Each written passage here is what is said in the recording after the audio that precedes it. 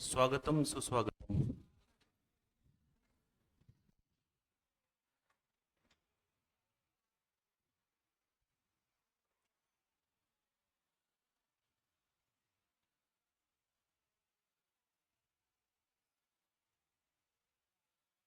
आज का जो आपका टॉपिक है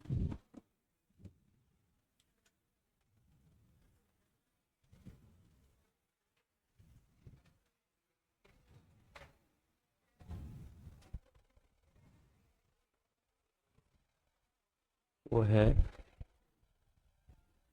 पार्ट बी का chapter number 3, that is FEMA 1999 batch DI34 lecture number 45।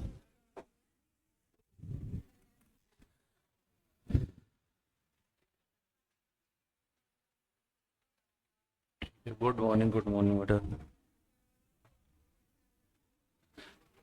हाँ जी,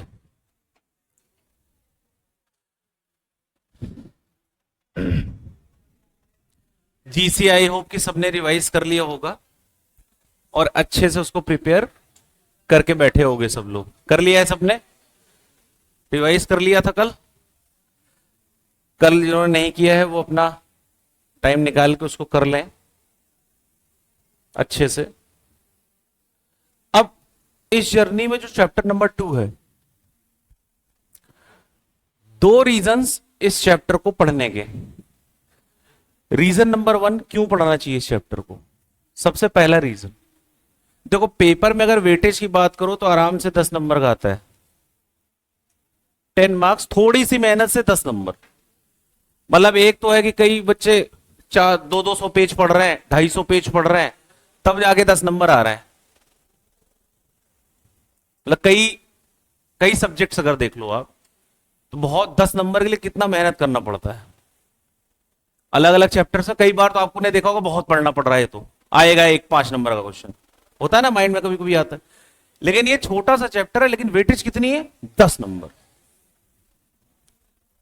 और मुझे नहीं पता कि क्यों इंडिया में स्टूडेंट कमांड नहीं बनाना चाहते या बनाते नहीं इतना ज्यादा। अगर 3 चैप्टर्स को, 3 ये और एक IUS को ले लो, अगर आप अगर इनको अच्छे से कमांड में ले लिया जाए, कमांड का मतलब ये हो गया कि पेज नंबर तक याद हो। जैसे कोई क्वेश्चन पूछे तो ये ऐसे बोलो कि बुक के कॉर्नर साइड में यहां पे लिखा हुआ है ये बात, इसको बोलते हैं प्रिपरेशन। जो क्वेश्चन पूछे तो तुम ये तक बता दो कि किस पेज पे है और कहां पे ऊपर साइड है, नीचे है, कहां लिखा हुआ है। इस टाइप की तैयारी इन 4 चैप्टर्स में, या स्पेशली ये 3 चैप्टर्स LLP, फेमा और GCA, जिसने कर लिया गया वो 60 मार्क्स एवरेज में। बार बार रिपीट पे एक वर्ड बोल रहा हूं, बार बार बोल रहा हूं आपसे, गया 60+। कोई नहीं रोक सकता उसको। एक तो उसका जो कॉन्फिडेंस होगा ना, यहां आएगा, यहां तो नहीं जाएगा, यहां रहेगा। और ये जो कॉन्फिडेंस है उसको और चैप्टर्स में हेल्प करेंगे कि इतना तो तेरा ऑलरेडी कवर्ड है। और जो और छोटे छोटे चैप्टर वो ऑटोमेटिक उसको तैयार हो जाएंगे, ज्यादा टाइम उसको नहीं लगेगा। फिर बहुत सारे छोटे चैप्टर्स भी है ना। पहला रीजन तो नंबर के लिए पढ़ना है, लेकिन मेरा जो मानना है नंबर के लिए नहीं पढ़ना है। Second reason is the most important, लोगों की हेल्प करने के लिए पढ़ना है। किस लिए पढ़ना है फेमा? ये एग्जाम से ज्यादा लाइफ के लिए इंपॉर्टेंट है। एग्जाम से ज्यादा लाइफ के लिए इंपॉर्टेंट है, सबसे ज्यादा इंपॉर्टेंट है लाइफ की। अच्छा, इसकी एडवाइजरी जब आप करोगे तो इसके बदले में भी आपको क्या मिलेगा? पैसे मिलेंगे। क्लियर? अच्छा, अब मैं एक सिचुएशन पूछ रहा हूं और आप लोगों को आंसर देना है कि आप अगर उस सिचुएशन में होते तो आप क्या करते। ठीक है। मेरा एक फ्रेंड है, वो फ्रांस से आया, ठीक है, रियल स्टोरी बता रहा हूं आपको। वो फ्रांस से आया, वो मॉडल है, डीकैथलॉन ब्रांड जानते हो गया, इमैनुअल नाम। तो वो फ्रांस से आया, इंडिया में आते ही वो सिस्टर की शादी में आया हुआ था, मेरी कजन सिस्टर की शादी में आया हुआ था। तो यहां जब दिल्ली उतरा तो उसने कहा यार शादी वादी हो जाएगी तो उसके बाद ना मुझे ना आप योगा वगैरह क्या इंडिया का क्या सिस्टम है ये मुझे बता देना यहाँ पे। तो मैंने कहा ठीक है मैं बता दूंगा। अब 1 वीक की छुट्टी लेके मैं भी चला गया, मैंने कहा चलो इट्स टाइम टू हील। तो स्पेसिफिक प्लेसेस पे, जैसे दिल्ली में नहीं, बाहर जहां पे होता है योगा कैपिटल, तो वहां पहुंचे। अब एक रेस्टोरेंट में हम लोग बैठे, उसने ऑर्डर किया लेमन हनी जिंजर। क्या ऑर्डर किया?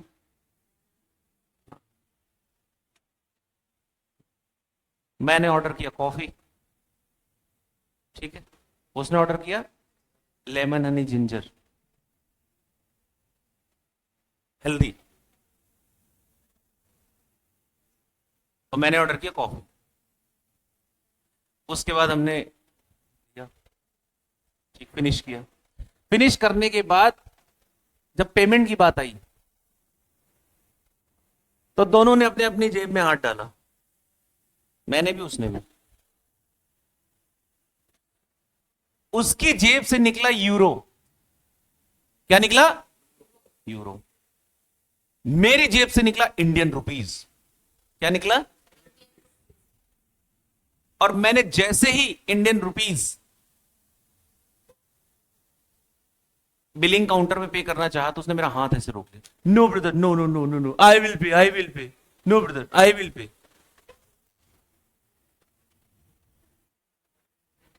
Late me to the way. वो उसने तमाशा खड़ा कर दिया। अब रेस्टोरेंट में कंफ्यूज। फिर उसके बाद उसने निकाला जेब से यूरो, और यूरो देना चाहा उस रेस्टोरेंट को, रेस्टोरेंट जो बिलिंग काउंटर पे, यूरोज, यूरोप में यूरो ही चलता है ना। तो उसने मना कर दिया। किसने? रेस्टोरेंट ओनर ने मना कर दिया कि मैं यूरो नहीं लूंगा। ऐसे नहीं बोला, लेकिन बड़े पोलाइटली बोला था, मुस्कुरा के, स्माइल के साथ, sorry sir I can not accept it euro. तो मेरा क्वेश्चन है आप सबसे, क्यों रेस्टोरेंट ओनर ने यह मना कर दिया कि मैं नहीं लूंगा यूरो? क्या वो चाहता था अतिथि देवो भव वाली फीलिंग थी उसके अंदर? जल्दी बताओ।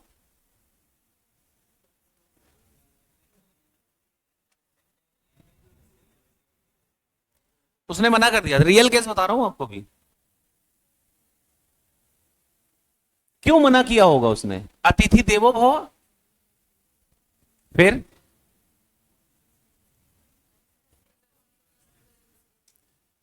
उसने जब मना कर दिया तो मैंने पे कर दिया, ठीक है। जब थोड़ी दूर आगे गए तो उसने मुझसे रिक्वेस्ट की,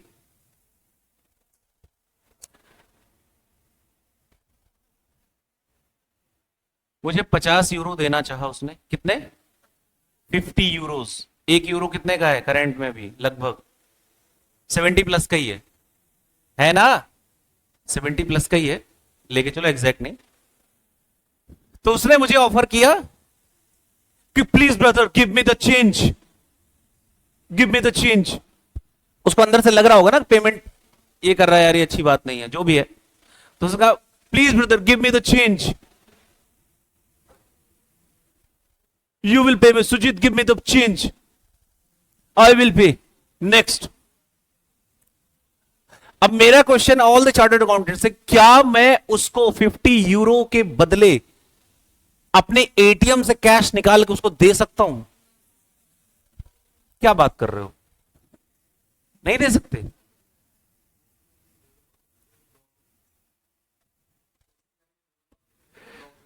दोस्ती यारी में दे दो, बात अलग है। अच्छा, अंडर टेबल दे दो, बात अलग है। लीगली पहले बताओ, अभी लॉ पढ़ रहे हो ना, तो लीगल एंगल से चलोगे ना। लीगली क्या मैं उसे दे सकता था? अगेन मैंने उसको विद अ पोलाइट नोट मैंने बोल दिया कि नहीं हो सकता ब्रदर। उसने बोला Sujit it's not fair, it's not fair from humanity angle. क्या बोला उसने? ह्यूमैनिटी के एंगल से फेयर नहीं है, अच्छी चीज नहीं है। मैंने कहा you are true brother, humanity के एंगल से तो ट्रू सही है, कि सही बोल रहा है कि नहीं है सही, तुम्हें हेल्प करना चाहिए था, बट लॉ के एंगल से sometimes law prevail over the humanity. Yes या नो? बताओ है कि नहीं? मैंने मना कर दिया। फिर उसने कहा प्लीज हेल्प मी। तो मैंने एक जगह मैं उसको लेके गया, मैंने कहा this is the place where you can find your solution to your problem, और वहां मिल गया। अभी मैं बताऊंगा कौन सा जगह था वो, सुनते जाना। मेरा ये बताओ, अगर आज आप इंडिया से बाहर कोई गुड्स भेजना चाहते हो, that means you became a exporter, तो गवर्नमेंट एनकरेज करेगी आपको, डिस्करेज करेगी? जल्दी बताओ। तुम्हारे गले में माला डाल देगी गवर्नमेंट, जैसे पता चला कि अरे तू तो देवता निकला। इंडिया से अगर एक्सपोर्ट करोगे तब, ध्यान रखना क्या वर्ड यूज कर रहा हूं, एक्सपोर्ट। क्यों माला डाल देगी तुम्हारे गले में? हां, पैसा कितना भी कमा लो, इंटरनेशनल पेमेंट डॉलर में ही होगी। यस या नो? तो गवर्नमेंट इसका मतलब एक्सपोर्ट को प्रमोट करती है। इसीलिए कई जगह आप ये वर्ड सुनोगे, एक्सपोर्ट इंसेंटिव्स। टैक्स में भी पढ़ोगे ये लाइनें कई जगह, और कई जगह जीएसटी में भी पॉइंट आएगा, आपको आएगा ना, हर जगह रहता है, हर लॉ में। इसका मतलब गवर्नमेंट प्रमोट, एनकरेज करना चाहती है एक्सपोर्ट और इंपोर्ट को। लो, इंपोर्ट को डिस्करेज करने के पीछे रीजन क्या है? फॉरेन करेंसी देश से बाहर जाएगी, आरबीआई को इंतजाम करना पड़ेगा डॉलर्स का। आज अगर आप सीए कर लिया आपने, सीए करने के बाद आपके मन में आया कि यार सीए तो मैंने कर लिया, अब मुझे ना यूके से एमबीए करना है जाके। कहां से? यूके से। जब एमबीए करने के लिए जाओगे तो फीस भी तो लगेगी, लगेगी ना। और वो फीस किस में होगी यूके में? पाउंड में, मतलब फॉरेन करेंसी। क्या वो फॉरेन करेंसी तुम्हारे घर में है? तो वो कहीं ना कहीं से तो लेना पड़ेगा, कहीं ना कहीं से। क्या बैंक से लेना पड़ेगा, और उसकी मॉनिटरिंग होती होगी। फॉरेन करेंसी की मॉनिटरिंग होती है कि नहीं होती? यस, होती है। आरबीआई उसको कंट्रोल करता है, नजर रखता है। और आप जाओगे, उसकी भी एक लिमिट है, कितना आपको देंगे क्या नहीं, वो आगे चैप्टर में है। अच्छा, आपने कुछ सेलिब्रिटीज के नाम सुने, बताना इनके नाम सुने कि नहीं आपने? कपिल शर्मा, ऋतिक रोशन, अक्षय कुमार, डीनू मौर्य। नहीं सुना नाम? जो भी कसमें खाई थी हमने, वाह। तुम लोग को याद दिलाना पड़ेगा ना, जब भूल गए हो कोई तो। हाँ, अच्छा। एपी ढिल्लों, नाम सुना है? कैंदी उंदी सी। हाँ, बादशाह, दिलजीत, सुना है ना? मिक्का। मतलब सारे नाम तो आपने सुन रखे, बचा ही क्या है? अंबानी जी की भी, अंबानी जी के यहां शादी थी, उसमें बहुत लोग फॉरेन से आए थे परफॉर्म करने। आए थे ना, आशीर्वाद देने आए थे वो तो था ही, आशीर्वाद तो दे ही रहे थे, बट उसके साथ मेन पर्पस क्या था? जो फॉरेन से सेलिब्रिटीज प्रेजेंट करने आए थे, जैसे जस्टिन बीवर, जो यहां फीवर में भी आया हुआ था, वो फ्री में आया होगा लग रहा है आपको? क्या बात कर रहे हो, आ सकता है, दोस्ती में कोई आ नहीं सकता? अभी बात तो आपका आपका फ्रेंड है डॉक्टर, मतलब डॉक्टर कबीर सिंह आपका फ्रेंड है, ठीक, और आप सीए हो,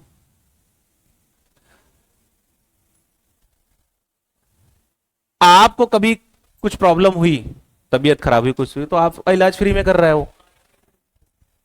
अब उसकी जो फाइनेंशियल्स हैं, रिटर्न्स हैं, ये सारी चीजें ये कौन करेगा? आप फाइल करोगे। बढ़िया है ना, ऐसे भी दोस्ती चल सकती है ना। तो जस्टिन क्या शादी में फ्री में भी आ सकता है? सकता है, लेकिन आया नहीं था। पेमेंट्स लेते हैं। क्या ये आरबीआई को अच्छा लग रहा होगा? आपको लग रहा है? आपको लग रहा है आरबीआई की बातें अच्छी लग रही होंगी कि डॉलर जाएगा इंडिया से? आरबीआई से देखता रहता, नजरें रखता है, कौन पैसा ला रहा है, कौन जा रहा है, किसी को दिखता है। अभी रीसेंट केस आपने देखा, ये जो डीनू मौर्य की मैंने बात की अभी रिसेंट में, अभी जून में ही ईडी का छापा पड़ा उनके घर पे। न्यूज की कोई देखता होगा तभी नोटिस किया, कई प्रॉपर्टीज पे एक साथ छापा पड़ा है। फेमा रेगुलेशंस का कंप्लायंस ना होना, प्रैक्टिकल केस बता रहा हूं आपको, रीसेंट अभी इसी जून में। सुकेश चंद्रशेखर का नाम सुना है? द कॉन मैन, 400 करोड़ का, याद आ रहा है? जैकलिन भी आई थी उसमें राडार पे, और नोरा फतेही भी आई थी ना। ED enforcement directorate of enforcement, question किया गया था। कितने लोग ये न्यूज देखा था?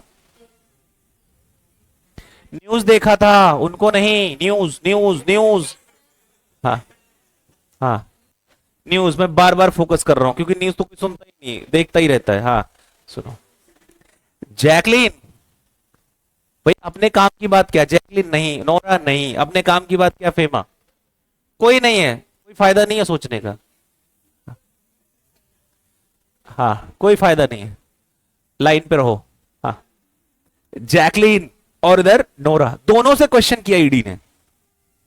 एक्चुअल में क्या हुआ था, जो सुकेश है उसने जैकलिन को, जो एलिगेशंस थे, जैकलिन के ब्रदर को, जो कि फॉरेन में पढ़ाई कर रहा था बाहर, उसको हवाला ट्रांजैक्शंस के जरिए पैसे दिए गए थे। यहां से पैसा चैनलाइज होके कहां पहुंचा? जहां वो पढ़ता था। और कई प्रूफ्स थे, नोरा को भी था। अभी एक बड़ा फेमस केस हुआ था, महादेव सट्टा। तुम तो ये सब सुनोगे ही नहीं, काम की चीजें जो हैं।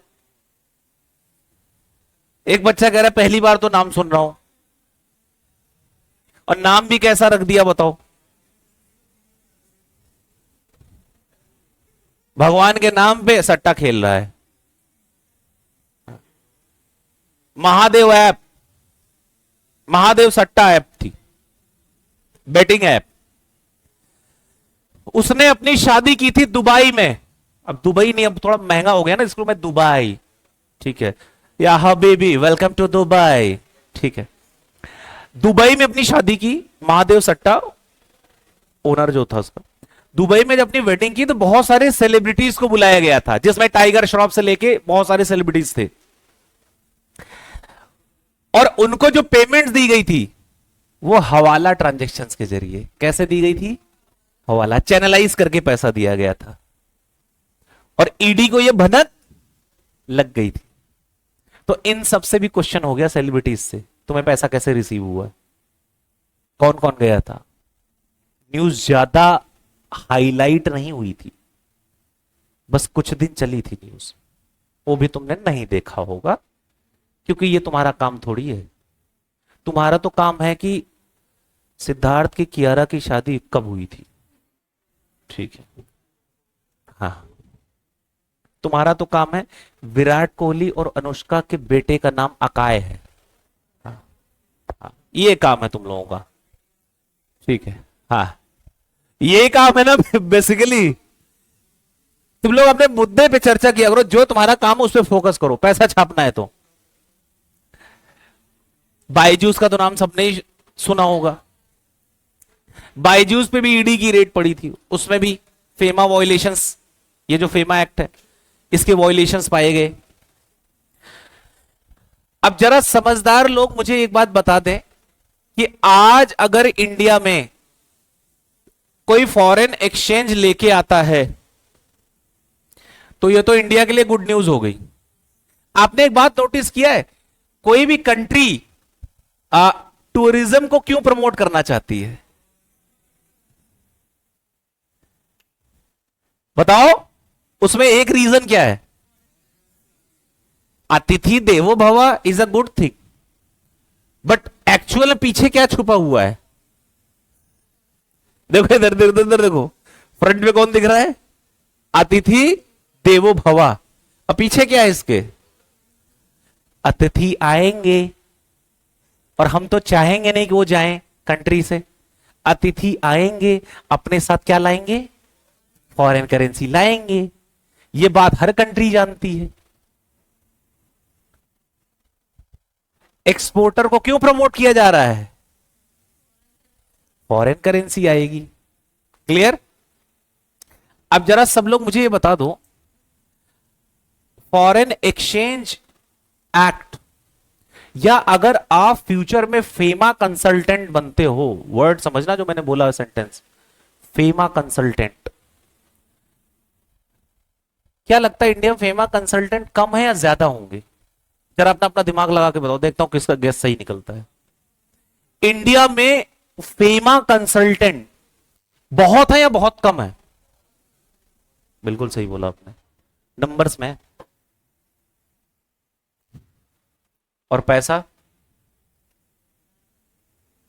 अब थोड़ा सा समझदार तो तुम हो ही गए होगे कि ये बताने के लिए कि क्या सर फेमा में, फेमा एडवाइजर जो होते हैं या फेमा कंसल्टेंट जो होता होगा, वो पैसा ठीक ठाक लेता होगा या छापता होगा? रीजन? कम है वो तो ठीक है बेटा, फॉरेन करेंसी इन्वॉल्व है। आपको तो मैंने एक दिन क्लास में एक एग्जांपल बताया ही था ना। कुछ फ्रेंड्स हैं इंडियन इनकम टैक्स की प्रैक्टिस कर रहे हैं यहां पे। एक इनकम टैक्स नॉर्मल रिटर्न जो भी होता है, ITR 4 मान लो है एवरेज वाला, उसका 5,000 चार्ज करते हैं क्लाइंट से। कितना चार्ज करते हैं? 5,000। लेकिन यहीं से बैठे बैठे वो फेडरल टैक्स का, US का, वहां पे जब ये फाइलिंग करते हैं, यहां से बैठे बैठे, वहां नहीं जाते, यहीं बैठे बैठे, जो NRIs क्लाइंट है इंडिया के, उसी का वो 1 लाख रुपए लेते हैं। कितना लेते हैं? अब मैं धागे खोल रहा हूं आगे के लिए, तुम लोगों को इशारा काफी है। NRIs की, कौन किसको क्लाइंट बना रखा है? NRIs, non reliable, no sorry, non resident Indians. ठीक है, तो उनको बना रखा है। तो वो 1 लाख रुपए दे क्यों पा रहे हैं? सोचो। क्योंकि अर्निंग्स है ना, डॉलर्स में अर्निंग, फॉरेन करेंसी है ना, अपने लिए तो ज्यादा ही हो जाता है। जैसे किसी भी कंट्री में आप जाते हो तो कोशिश यही रहती है ना कि अपने देश में पैसा भेज सके, चाहे खुद नहीं आए लेकिन पैसा भेज सके। यही टारगेट होता है कि नहीं होता है?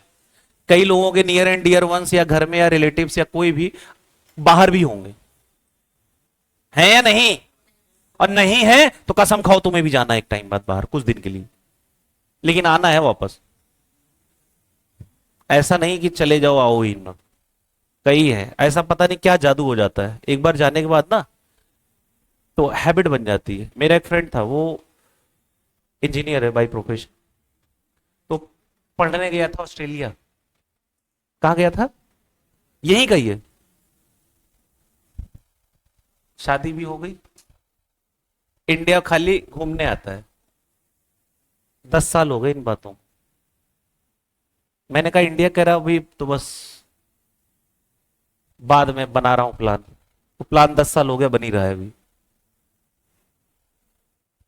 चीजें हैं, अपनी चॉइसेस हैं, बट कंट्री के लिए तो ठीक है ना, कंट्री के लिए तो ठीक है। अगला बंदा वहां पे है तो इंडिया में फॉरेन करेंसी भेजेगा नहीं भेजेगा, भेजेगा कि नहीं भेजेगा? तो ये देश के लिए तो अच्छी बात है ना। देश में क्या आ रहा है? Foreign currency, that is a good sign. अब ये चैप्टर में आपको इसके लीगल जो एंगल है आपको ही एडवाइस करना पड़ेगा, being a FEMA consultant in future. और पढ़ने के बाद और चीजें करने के बाद थोड़ा नॉलेज और इसमें ऐड होगा, फिर सारी चीजें करके लास्ट में फेमा कंसल्टेंट बन के तब इन सेलिब्रिटीज को एडवाइस कर सकते हो। नोरा को भी कर सकते हो, जैकलिन को भी कर सकते हो, कियारा को भी कर सकते हो, सिद्धार्थ को भी कर सकते हो, ऋतिक को भी कर सकते हो, बादशाह को भी कर सकते हो, योयो को भी कर सकते हो। कर सकते हो नहीं कर सकते हो? ये पढ़ के जाओगे तभी तो एडवाइस कर पाओगे। सर मैंने तो यहां तक सोचा ही नहीं सर, आज तो आपने मतलब मजबूर कर दिया मैं वहां तक सोचने के लिए। हमने तो वही सोच गरीबों वाली ले रखी थी कि पढ़ के 10 नंबर ले आएंगे। पढ़ के 10 नंबर कैसे करके ले आएंगे, यहां तक तो सर सोचा ही नहीं मैंने। और अपना मैं तो यहां तक खुश था कि 10 में से 8 भी आ जाएंगे चलेगा। और आप तो हायर साइड बता रहे हो चीजों को। नंबर तो बहुत छोटी बात है यार, नंबर तो आ जाएंगे आपके। नंबर तो चेक कर लेना, जब पेपर आएगा सारे क्वेश्चंस आपको आते रहेंगे। इसके जो भी क्वेश्चन आएंगे वो छाप दोगे पेपर में, उसकी टेंशन नहीं है मुझे। मुझे ये कि आपका माइंड खुले और आप इन सब चीजों पे थोड़ा फोकस करें। और नेक्स्ट टाइम जब ऐसी कोई न्यूज आए ईडी की रेट पड़ी तो आपको घबराहट ना हो, खुशी हो। क्या हो? चलो एक कंटेंट मिल गया, पढ़ता हूं। मतलब आपको लगेगा हाँ ये देखता हूं क्या केस है और फेमा के कौन से प्रोविजन का वॉयलेशन हो रहा है। इस एंगल से माइंडसेट होना चाहिए आपका, तब जाके समझो राइट ट्रैक पे रहोगे आप। सिर्फ नंबर गेम में मत रहो प्लीज, क्योंकि यही साल है आपके पास। इसी साल में क्लियर हो जाएगा आपके, जनवरी में मान लो। पॉजिटिव सोच रहा हूं मैं, तो पॉजिटिव ही बंदा हूं, पॉजिटिव ही सोचता हूं कि आपका क्लियर हो गया। ठीक है, रिजल्ट आया 4 मार्च को, 4 मार्च को 11:30 बजे आपको पता चल गया वेलकम टू द फाइनल। ठीक, अब फाइनल में जाने के बाद में 2 साल आप ट्रेनिंग करोगे। तो हो सकता है कि अगर जिस बिग 4 टाइप में अगर कहीं पे आप रहोगे, बिग 4 में रहोगे या कहीं किसी भी फॉर्म में रहोगे, तो हो सकता है आपको कभी ये सुनने को मिले कि ये फेमा वाला कंप्लायंस है, या फेमा में ऐसा हो गया, या इस क्लाइंट के साथ ऐसा हो गया। ये हमारे इंटरनेशनल क्लाइंट्स हैं। क्या आपके एक्सपोर्टर क्लाइंट्स नहीं हो सकते? क्या सीए के एक्सपोर्टर क्लाइंट नहीं होते होंगे? किसी एंगल से लग रहा है एक्सपोर्टर क्लाइंट नहीं होते होंगे सीएस के? नहीं होते होंगे? होते होंगे नहीं, होते हैं, अब बहुत सारे होते हैं। अब जो नॉर्मल प्रोविजंस हैं इंडियन सेगमेंट वाले, उसके तो पैसे आप लोगे ही, वो तो अलग है, उसको तो मैं छोड़ ही रहा हूं। लेकिन जो इंटरनेशनल पेमेंट्स इन्वॉल्व जिसमें होगी, पेमा के कंप्लायंसेस से रिलेटेड जो बातें होंगी, उसकी पेमेंट अलग से बनाओगे आप। समझ में आ रहा है? क्लाइंट एक है लेकिन उसी से पैसे कई तरीके से बनाए जा रहे हैं। बनाए का मतलब नॉलेज के लिए आप ले रहे हो पैसा। समझ में आ रहा है? एक बच्चा कह रहा है सर जैसे आपने हर क्लास में बताया है कि इस चैप्टर में पढ़ना क्या है, आपने अब तक तो ये बताया नहीं कि पढ़ना क्या है। लो फिर देख लो क्या पढ़ना है, बस खत्म, यही 5 बातें पढ़नी है। पूरे चैप्टर में बस 5 बातें पढ़नी है, पूरा फेमा ही खत्म हो जाएगा इंटर लेवल पे। सिर्फ कितनी बातें? 5। इसके अलावा कोई 6 पॉइंट नहीं है, बस 5 बातें। 5 बातें पढ़ते 10 नंबर जेब में और $1,00,000 आपकी जेब में।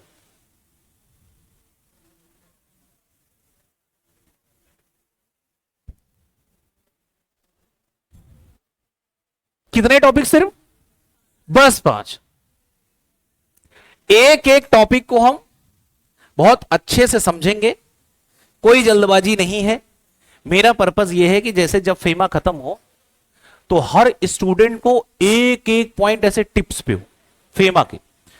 इसमें ज्यादा कुछ पढ़ना नहीं है, सिर्फ कितनी बातें पढ़नी है, एक बार मेरे साथ सारी जो 5 बातें आपको पढ़नी है उसको एक बार चेक कर लो क्रॉस चेक। पहला क्या पढ़ना है, इंट्रोडक्शन। इंट्रोडक्शन तो जरूरी है, जैसे हम भी कहीं जाते हैं तो अपना इंट्रोडक्शन देते हैं, आप कौन हो, कहां से आए हो, देते हो ना कई बार इंट्रोडक्शन अपना, नहीं देते, मैं कौन हूं, कहां से आया हूं, ये मुझे ही नहीं पता, ऐसा थोड़ी बोलते होगे, मैं क्या हूं। Introduction part 1। नंबर 2, देखो एक बच्चा कह रहा है अरे वाह सर प्रीएम्बल अभी कल ही पढ़ा है। प्रीएम्बल क्या बताता है, अरे वाह, यहां प्रीएम्बल क्या है ये नहीं बताना है प्रीएम्बल पहले से ही पता है सबको, बस रेफरेंस है कि प्रीएम्बल का मतलब क्या सबको पता होना चाहिए। एसओपीज, ये किसी भी एक्ट का स्कोप, ऑब्जेक्ट और पर्पस बताता है। प्रीएम्बल, सेकेंड पॉइंट है प्रीएम्बल, एक्सटेंड मतलब फेमा एप्लीकेबल कहां तक होगा, कब हुआ, और एप्लीकेशन ऑन कमेंसमेंट मतलब फेमा एक्ट का प्रीएम्बल क्या है, कहां तक एप्लीकेबल होता है और कब से हुआ है ये एप्लीकेबल इंडिया में। बेसिकली हिस्ट्री पार्ट में है ये सब बातें, हिस्टोरिकल बात। थर्ड आ जाओ, जो कि तुमने हर एक्ट में पढ़ता है, कंपनीज एक्ट में डेफिनेशंस पढ़ी, अभी हाल फिलहाल में डेफिनेशंस पढ़ के आए बहुत सारी, किसमें, जीसीए में, और ये डेफिनेशन किसकी, फेमा की डेफिनेशन, किसकी डेफिनेशन है, फेमा। और उसके बाद टॉपिक नंबर 4, एक बच्चा खुश हो गया, रेजिडेंशियल स्टेटस, ये तो पढ़ा हुआ है मेरा, सेक्शन 6 इनकम टैक्स एक्ट। बेटा वो नहीं है, यहां आगे भी पढ़ लो ये क्या लिखा हुआ है।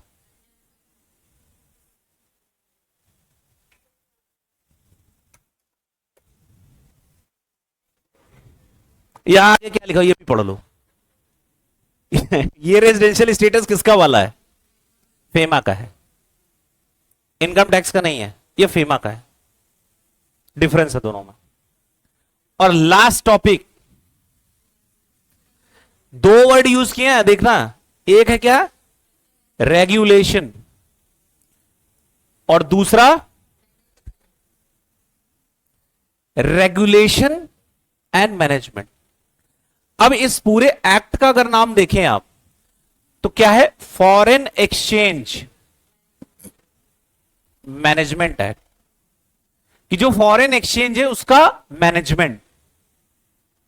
फॉरेन एक्सचेंज, नाम में क्या समझ में आ रहा, फॉरेन एक्सचेंज मैनेजमेंट।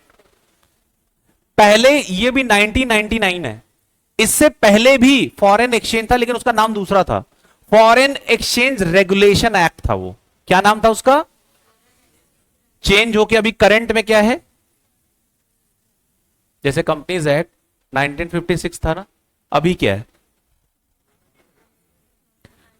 तो इसका ओल्डर वर्जन क्या है, foreign exchange regulation, foreign exchange regulation, foreign exchange regulation act.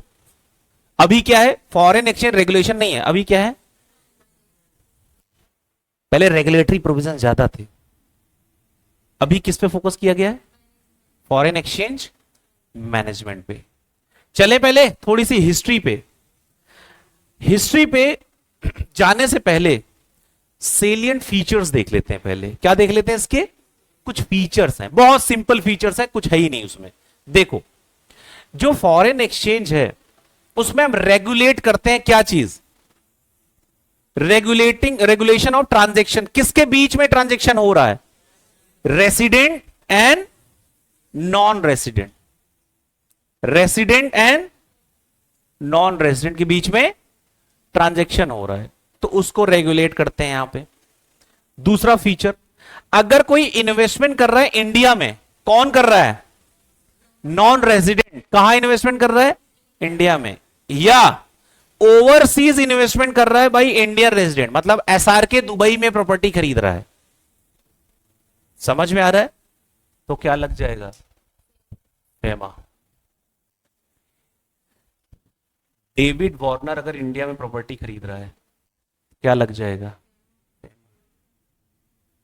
Donald Trump अगर इंडिया में ट्रंप टावर बना रहे हैं तो क्या लग जाएगा? फेमा। समझ में आ रहा है? देखते जाना।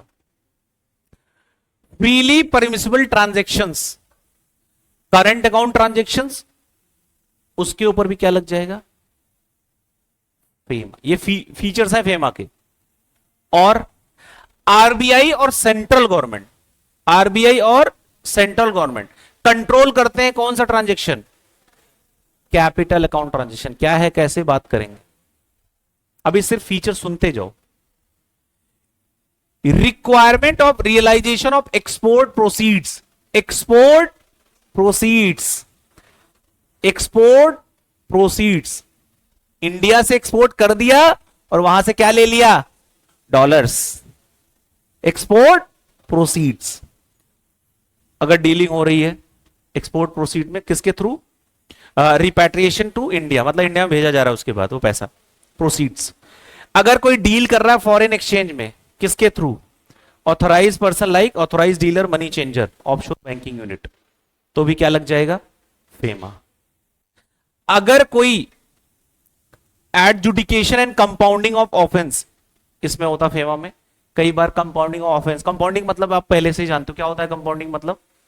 कॉम्प्रोमाइज।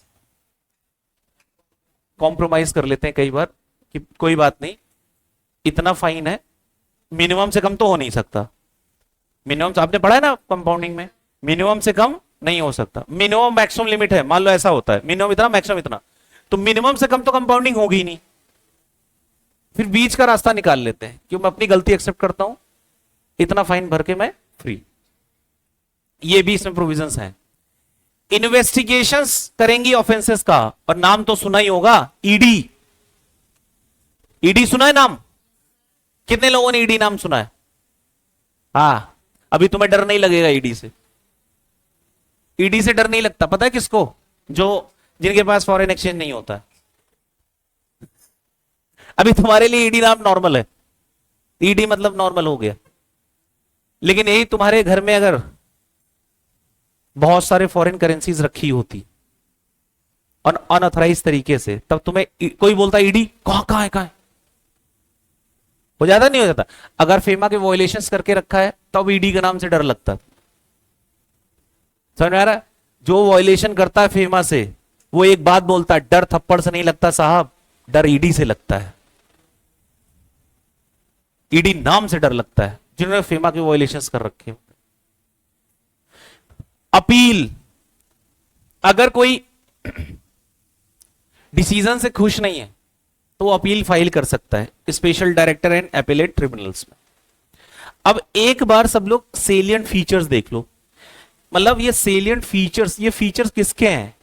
फेमा एक्ट के फीचर है। फीचर नंबर 1, रेगुलेट करता है क्या? ट्रांजेक्शन किसके बीच में? ऑब्वियस सी बात है, रेजिडेंट नॉन रेजिडेंट के बीच में। दूसरा फीचर, अगर इन्वेस्टमेंट कर रहा है इन इंडिया में बाई नॉन रेजिडेंट या overseas investment by Indian resident, तो भी फेमा।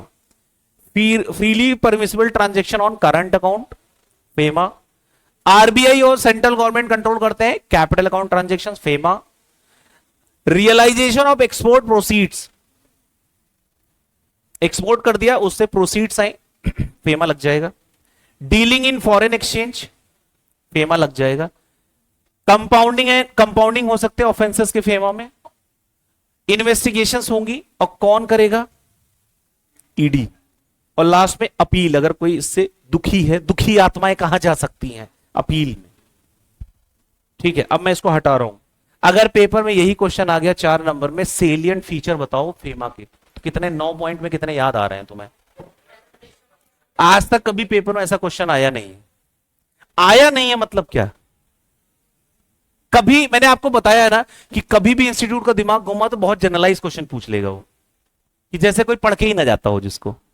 एक बच्चा मान नहीं रहा था लेकिन उसकी आंखें खुल गई अभी मई अटेम्प्ट में, जब आ गया वो डिफरेंस किसके बीच में? एलएलपी और, हाँ, जनरल क्वेश्चन है कि नहीं? कोई सोचता है ऐसे क्वेश्चन आएगा? कुछ लीगल प्रोविजंस आने चाहिए ना। पूछा क्या जनरल? हाँ, तो इसको कोई पढ़ के ही नहीं जाता है, वो कहेगा ये थोड़ी आएगा, लीगल प्रोविजन आते हैं। और पूछ लिया तो क्या करोगे उस समय? फिर ये कहोगे अब देखूंगा अगले अटेम्प्ट में। इतना टाइम नहीं है तुम्हारे पास अगले अटेम्प्ट के लिए, जिंदगी दांव पे लगा रखी है तुमने, है क्या इतना टाइम?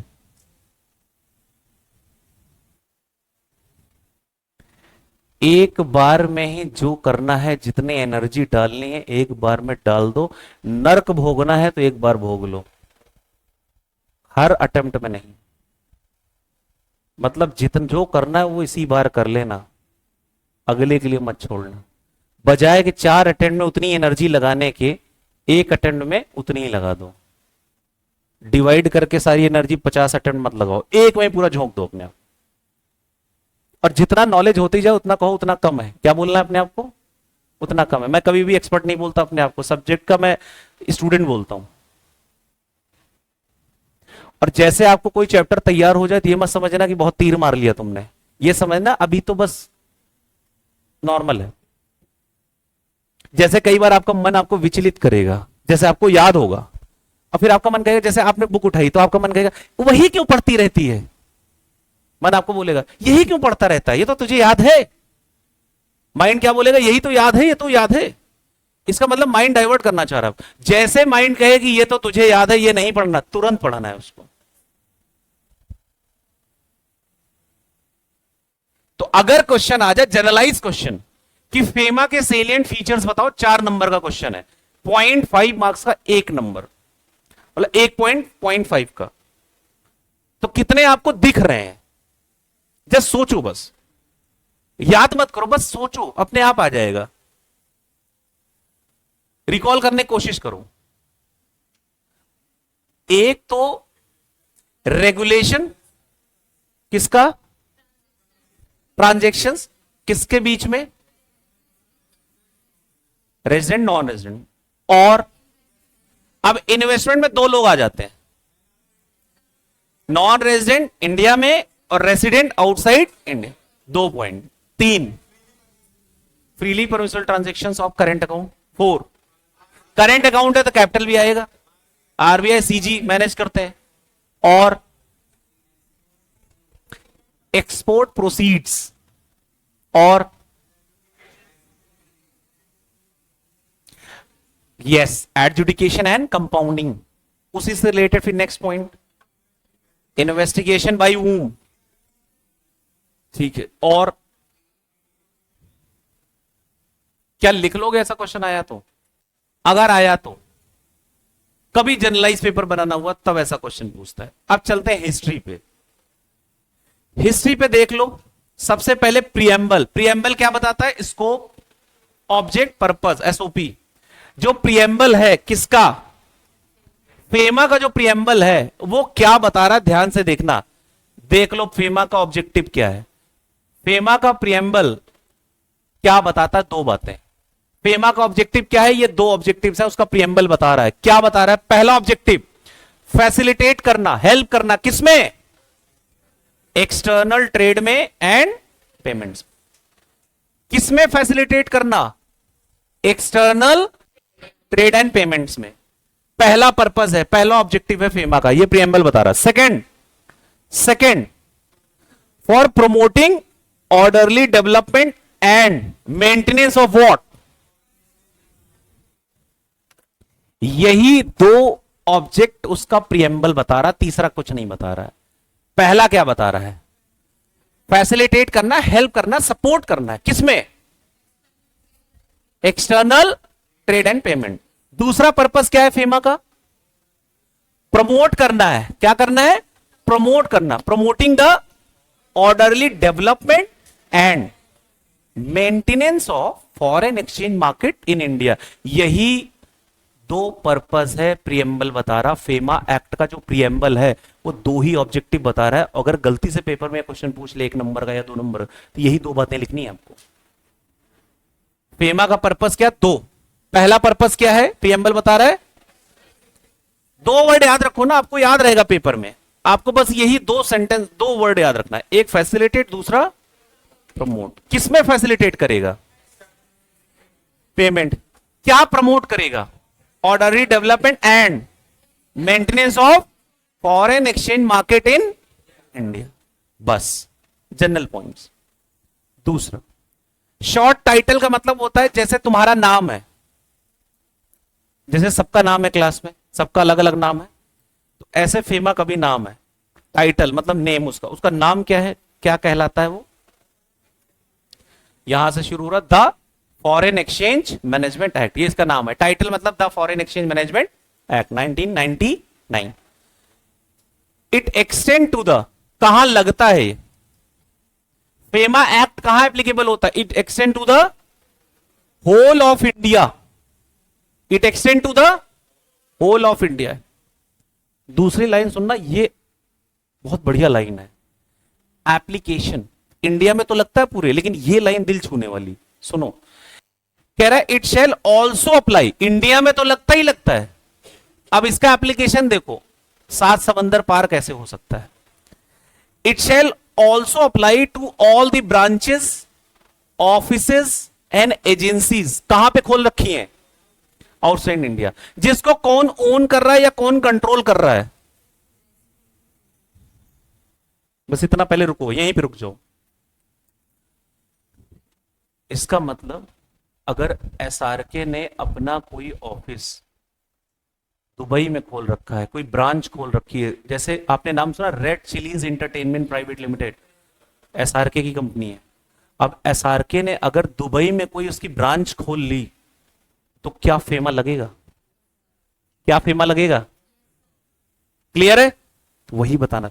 इसका मतलब ब्रॉडर पर्सपेक्टिव है।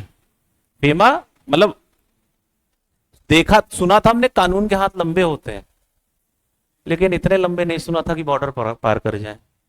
ठीक है, देखो क्या कह रहा है आप, लेकिन किसके लिए कह रहा है? सिर्फ पर्सन। अगर person resident in India outside India कोई ब्रांच खोल रहा है, ऑफिस खोल रहा है या एजेंसी खोल रहा है, तो उसके ऊपर भी क्या लग जाएगा? फेमा लग जाएगा। Clear? And also any contravention there committed outside India by any person whom this act applicable, जिसके ऊपर एप्लीकेबल होगा, अगर वो कुछ कॉन्ट्रावेंशन करा तो भी एप्लीकेबल हो जाएगा। इसका हैप्पी बर्थडे कब हुआ था? Happy birthday to you FEMA. हाँ, कब हुआ था? कब हुआ था? किसी का 1 जून को तो नहीं है बर्थडे? अरे वाह फेमा, अच्छा 1 जून को था। और एक बात बताओ, 1 जून तुम्हारा बर्थडे था, तुमने क्लास में बताया तक नहीं?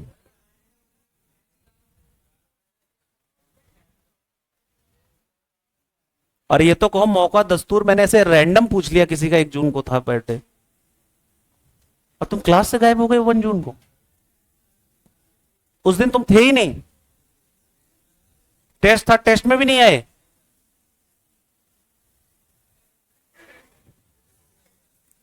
ठीक है बेटा, बढ़िया है, लाजमी है बर्थडे के दिन गायब होना, तो लाजमी है। लेकिन बर्थडे को तो शाम को होता है सारा काम।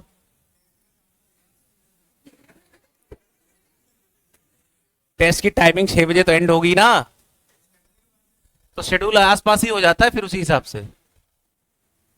रेडियस घूम जाता है ना, रेडियस 2-4 किलोमीटर के अंदर ही रहता है लास्ट सीपी तक।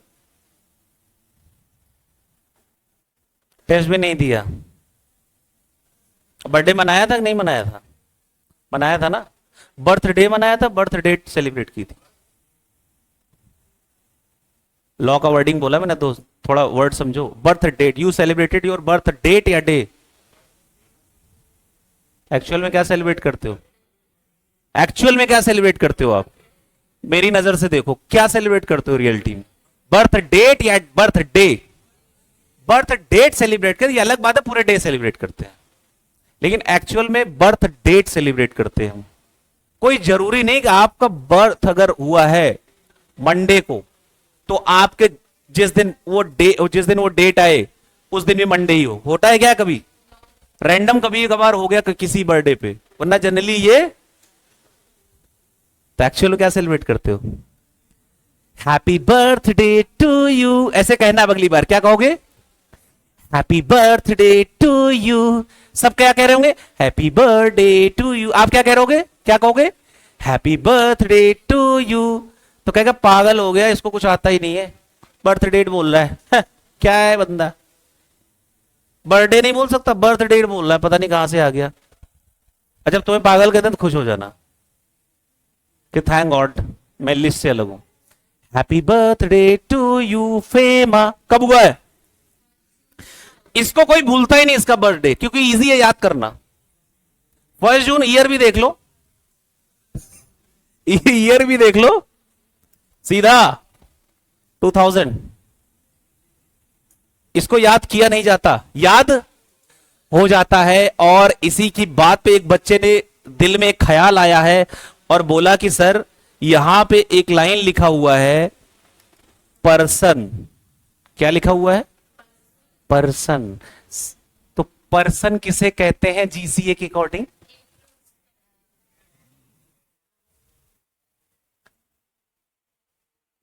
पर्सन किसे कहते हैं फेमा के अकॉर्डिंग?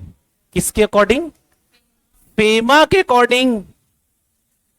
फेमा के अकॉर्डिंग पूरे फेमा में जहां जहां पर्सन वर्ड यूज होगा उस पर्सन को किस रेफरेंस में हम समझेंगे, वो यहां पे बातें अब हमें समझनी है कि पर्सन की डेफिनेशन में क्या क्या चीजें आने वाली है। अब इसको हम ध्यान से समझेंगे, पर्सन वाला लाइन, एक एक पॉइंट। इसमें आपका कुछ पॉइंट और भी कवर हो जाएगा जो पहले नहीं कवर हुआ होगा, तो वो भी आपका कवर हो जाएगा। तो अब इसमें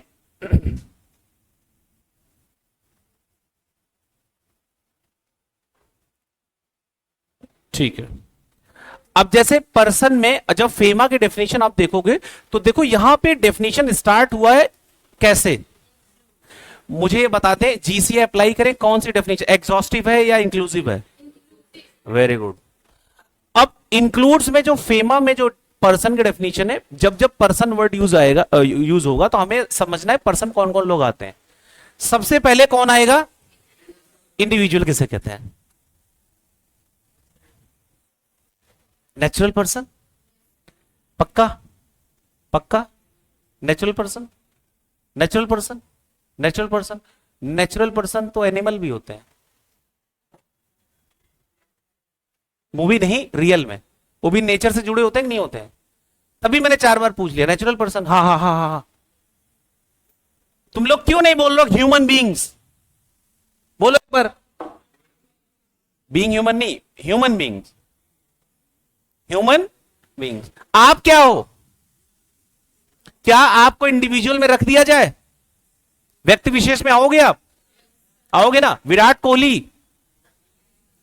एमएस धोनी, बस तब ठीक है। Next, Hindu undivided family, HUF, ये क्या है? जो कॉमन एंसेस्टर्स शेयर करते हो, फैमिली बिजनेस जिसको आप बोलते हो, जो हिंदू लॉ से गवर्न होता है, तो वो भी पर्सन में आएगा, एचयूएफ भी पर्सन में आएगी। अब इसको तो मैं पूरी क्लास से सुनना चाहूंगा, सेक्शन 2 क्लॉज 20 वाली याद है? कंपनी पता है ना? अब ये तो शायद ही किसी को ना पता हो, पार्टनरशिप फर्म की बात हो रही, सबको पता है? क्लियर? अब आ जाओ, कुछ पॉइंट्स और है। हाँ,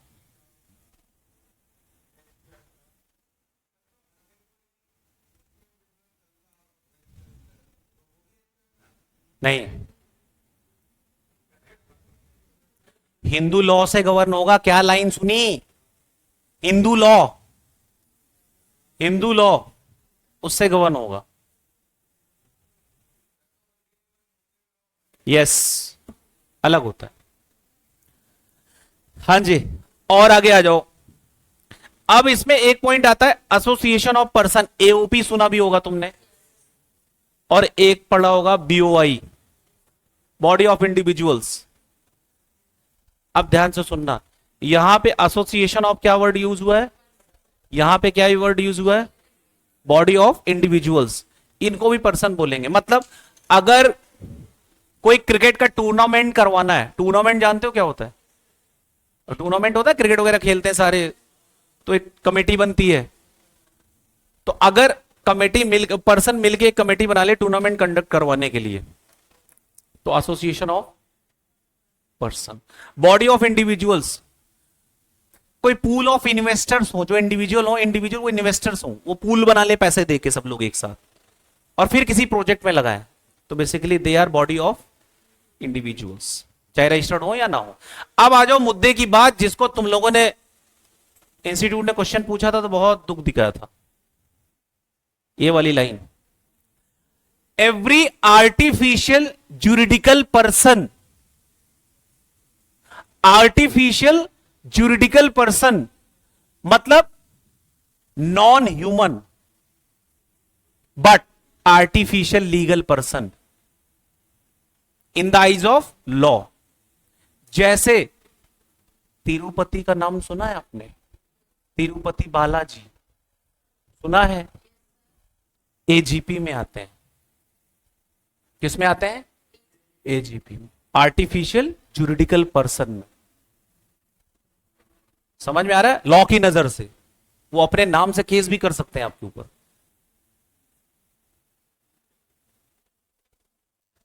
अब इसीलिए तुमसे जब क्वेश्चन पूछा इंस्टीट्यूट ने कि क्या आइडल भी पर्सन में आएगा, तुमने कह दिया नहीं।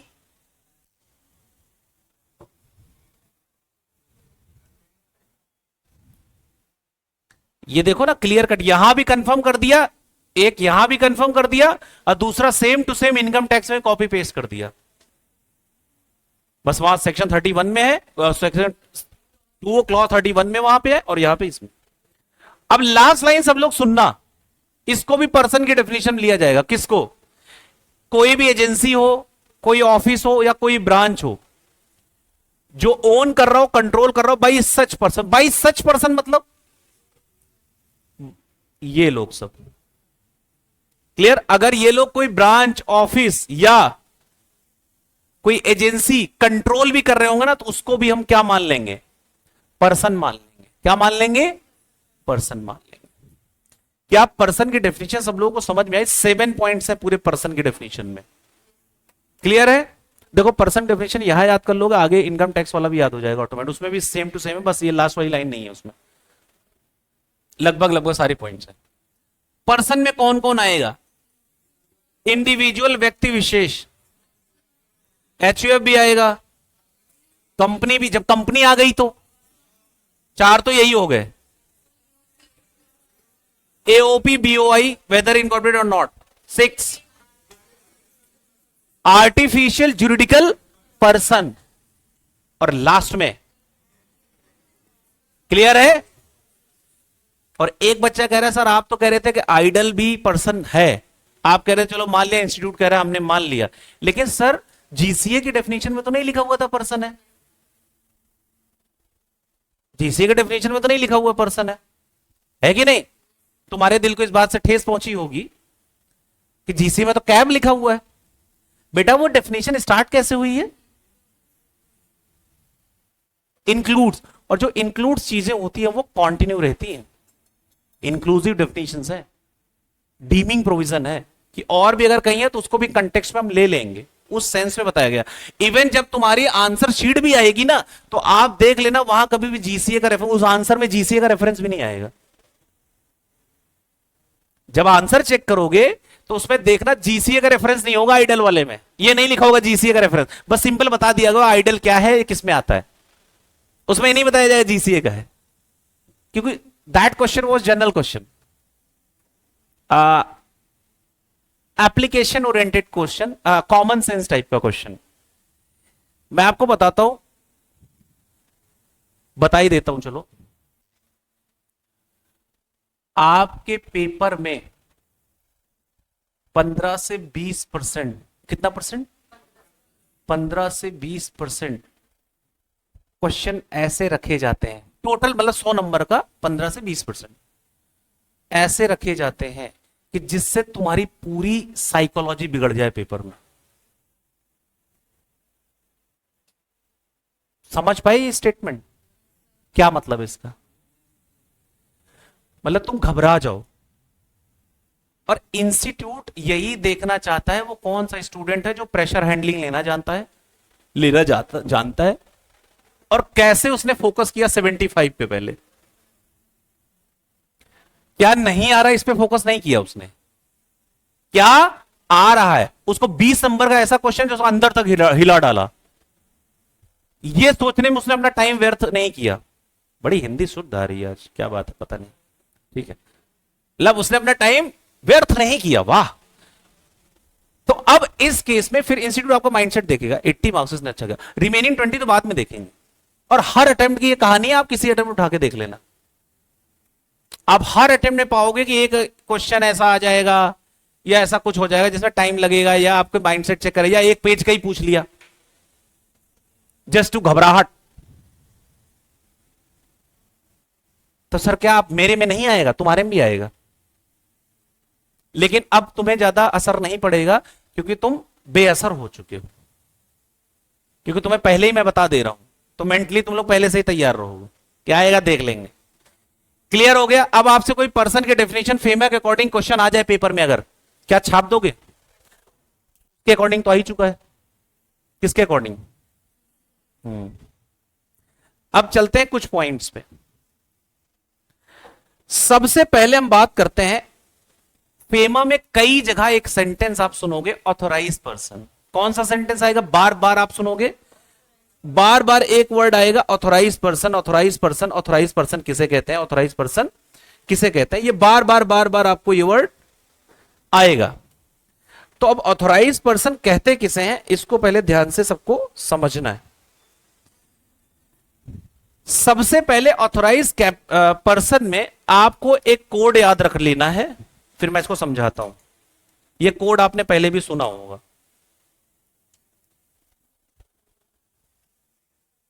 एमओए, यही है ऑथोराइज पर्सन।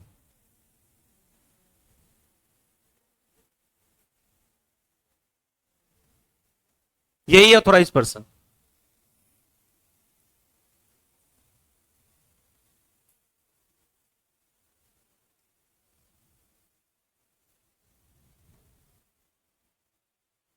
क्या है ये, ऑथोराइज्ड पर्सन।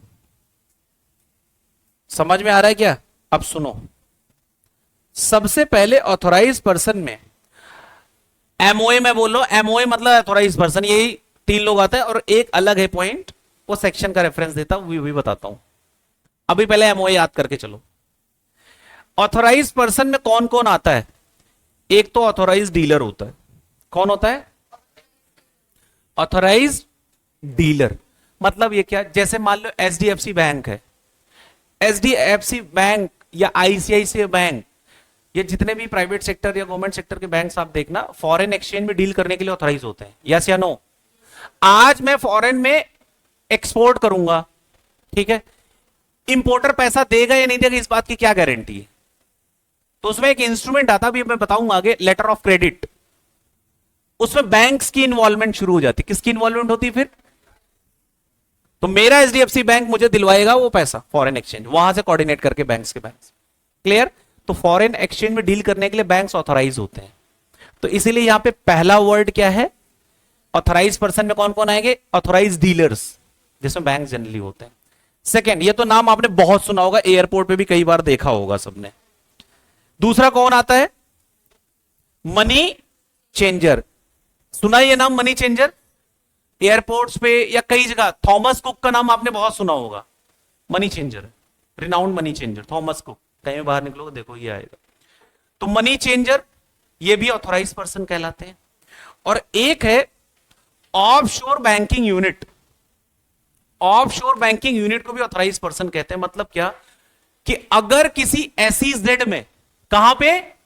एसईजेड में, अगर आईसीआई, मान लो कोई एसईजेड है, वहां आईसीआईसीआई बैंक ऑपरेट कर रहा है फेमा के ट्रांजैक्शंस के लिए, तो भी वो किस लिस्ट में आ जाएगा? तो इसे बोलते हैं ऑफशोर बैंकिंग यूनिट्स। तो 3 लोग आते हैं फेमा में, कौन कौन? जनरली ऑथोराइज पर्सन की लिस्ट में कौन कौन से? ऑथोराइज डीलर, मनी चेंजर, और एक क्या है? Offshore banking unit. और इसमें एक पॉइंट और है, और ऑप्शन, ये 3 तो एक साथ, और दूसरा ऑप्शन क्या दिया हुआ है? Any person for the time he authorise under subsection 1 under section 10। FEMA के सेक्शन 10 सब सेक्शन 1 में बेसिकली ये क्या है, ये वो लोग जिनको आरबीआई से लाइसेंस मिला होता है, ऑथोराइज पर्सन का लाइसेंस मिला होता है अंडर सेक्शन 10 सब सेक्शन 1, बस इतना याद रखना। तो ये भी क्या कहलाएंगे, authorised person.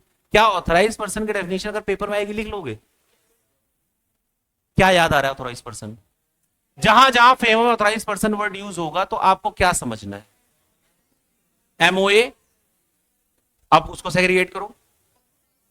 Authorise dealer second, money changer last, और ऑप्शन दूसरा option yes, licence under section 10 subsection 1, बस इतना भी लिख दोगे चल जाएगा।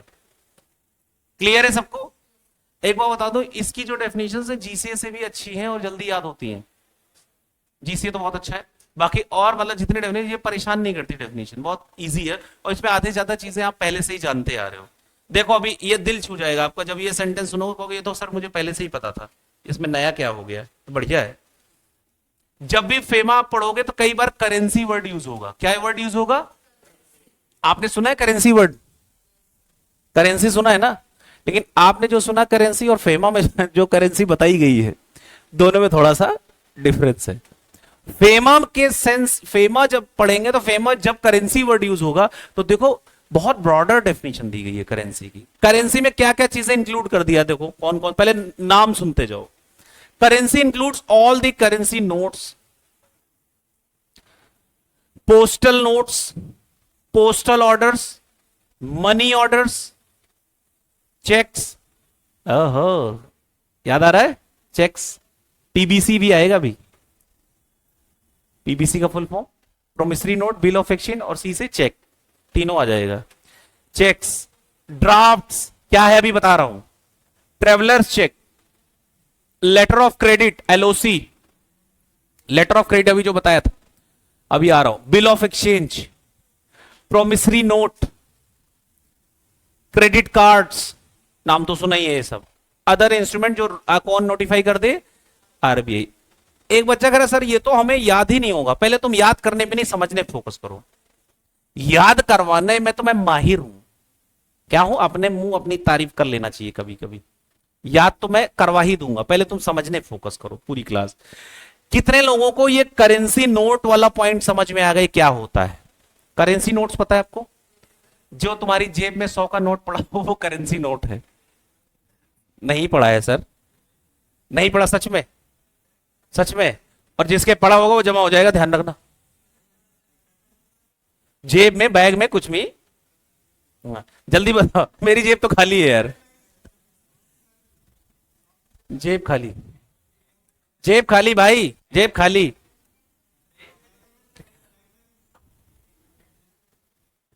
करेंसी नोट्स, 100 का नोट, 200 का नोट, 500 का नोट, 1000 का तो चलता नहीं। आ जाए अलग बात है, इंट्रोड्यूस हो जाए कुछ टाइम बाद वो अलग बात है, अभी तो नहीं है ना। 2000 का नोट चल रहा है? चल रहा है? नहीं। 100 का नोट, 50 का नोट, 10 का नोट, ये सब क्या है? Currency note. बहुत बढ़िया, आप सबको समझ में तो आ गया। सेकंड, सेकंड एक वर्ड लिखा हुआ पोस्टल नोट्स। क्या लिखा हुआ है? Postal notes. कि जैसे इसमें इन्वॉल्वमेंट होती है पोस्ट ऑफिस की, कि जब वो शो करोगे तो जो स्पेसिफाइड डॉक्यूमेंट शो करो आपको पैसे मिल जाएंगे बेसिकली। अभी आज की जो डिजिटल टाइम में इसका यूज बहुत कम होता जा रहा है। क्या होता जा रहा है? एकदम कम। अभी टाइम तो चेंज हो गया ना। आज बताओ, तुम खुद कह रहे हो मेरी जेब में पैसे नहीं है कैश। आज अगर पूरी क्लास की तलाशी हो जाए तो पूरे क्लास में कैश तो कमी निकल जाएगी, कमी। कैश लेके कौन चलता है आज के टाइम में? चलते हो क्या? मतलब पहले से तो कम हो गया ना तुम्हारा। पहले तो जेबें भर भर के निकलते थे।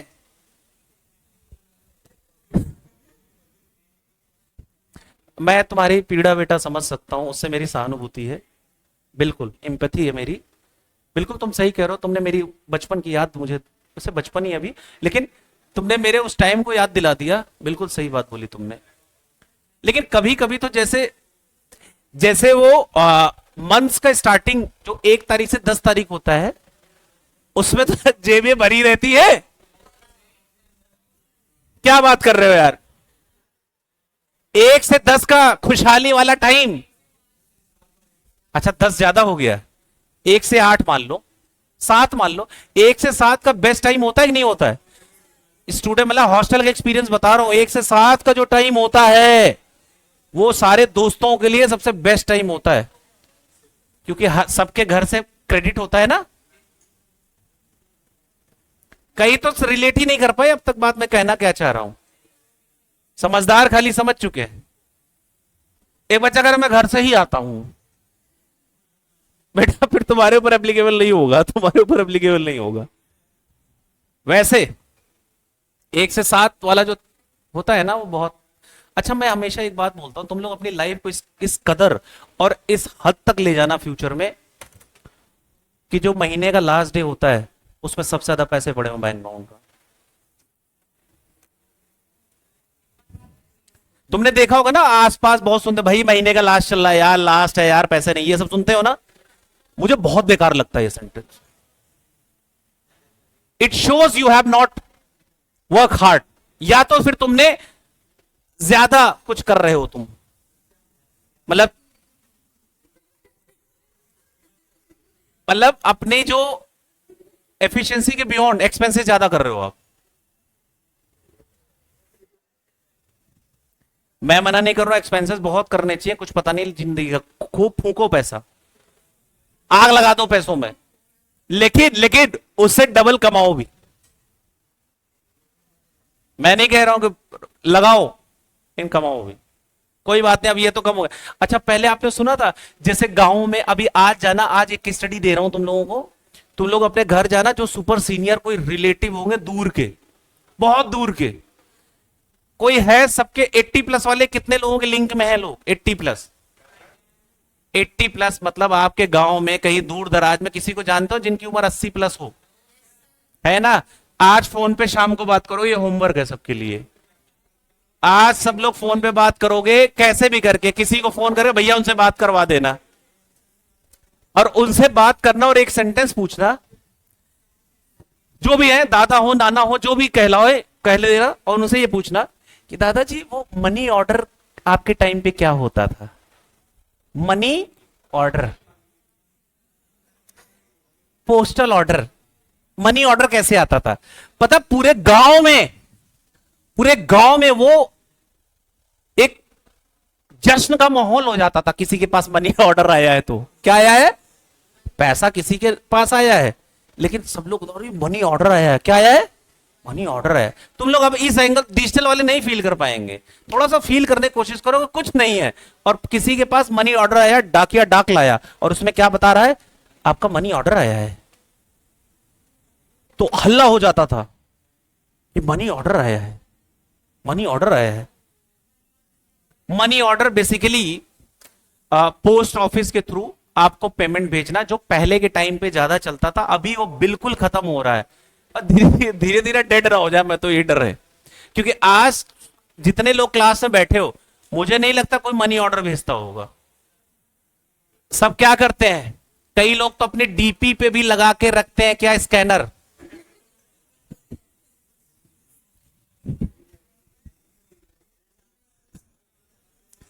करते हैं ना, कई करते हैं। और 2 कदम आगे वाले जो बच्चे होते हैं, 2 कदम के आगे, मैंने कुछ बच्चों को देखा है, आज की जनरेशन अभी जो आ रहे हैं वो अल्फा वाले, क्या बोलते हैं उनको? नहीं, जेंजी तो अलग हो गया, अल्फा भी आ गया ना। अल्फा से याद आया, अल्फा मेरा डॉग था, ठीक है। अब आज के जो जेंजीज हैं, चलो आप लोग जेंजीज में आते हो ना, जंजीर में आते हो, जंजीर, जेंजीज, मिलेनियल, ये है ना। कई जेंजीज वाले बच्चे ऐसे हैं कि जो अपने मोबाइल में डीपी की जगह मतलब क्यूआर लगा के बैठे रहते हैं, और जैसे पैर छूते हैं किसी का ना, ऐसे करके इधर से इधर देखो। अब जैसे मोबाइल हाथ में है, अब मोबाइल ऐसे कर रहे हैं, अब ऐसे कर रहे हैं, और ऐसे पहले दिखा रहे हैं सामने, ऐसे करके ऐसे दिखा रहे हैं। इशारा क्या है इसका मतलब? और फिर 2 बार छूते हैं पैर, 3 बार भी छू सकते हैं पैर, जब तक कि तुम समझ नहीं लेते। और तुमने कहा ना बेटे कैश नहीं है, कहेंगे हमें कैश चाहिए भी नहीं। इन बच्चों को कैसे तुम लोग किनारा करोगे? कभी कहीं फंस गए अगर तो इनको क्या बोलोगे? पहले तो ये बहाना होता बेटे कैश नहीं है, जैसे गुस्सा तो आती थी बचपन में अगर कोई बोल देता था कैश नहीं है या नहीं है, अगर बच्चों के एंगल से सोचो तो आती थी। लेकिन आज के टाइम में कोई एक्सक्यूज नहीं, सीधा स्कैनर। अब उनके सामने अगर तुमने ये बोला बेटा बेटा पैसे नहीं है बैंक में, करवाओ बेइज्जती अपनी। Thanks to digital India. और उसमें फिर लिखोगे शगुन के 500 पेमेंट, आपकी स्टेटमेंट में दिखेगा 500 शगुन। बैंक वाले उनका एआई कहेगा बहुत शगुन दे रहे हैं सर। ये तो लेकिन बहुत डेंजरस है, मैं आपको बताता हूं। Digital is good thing, but bank को पता चल जाता है आप कहां हो। नहीं समझ पाए होंगे कई बच्चे। द मोमेंट जैसे आप पेड करोगे, बैंक को तुरंत तुमने इंफॉर्मेशन दे दी कि मैं कहां हूं।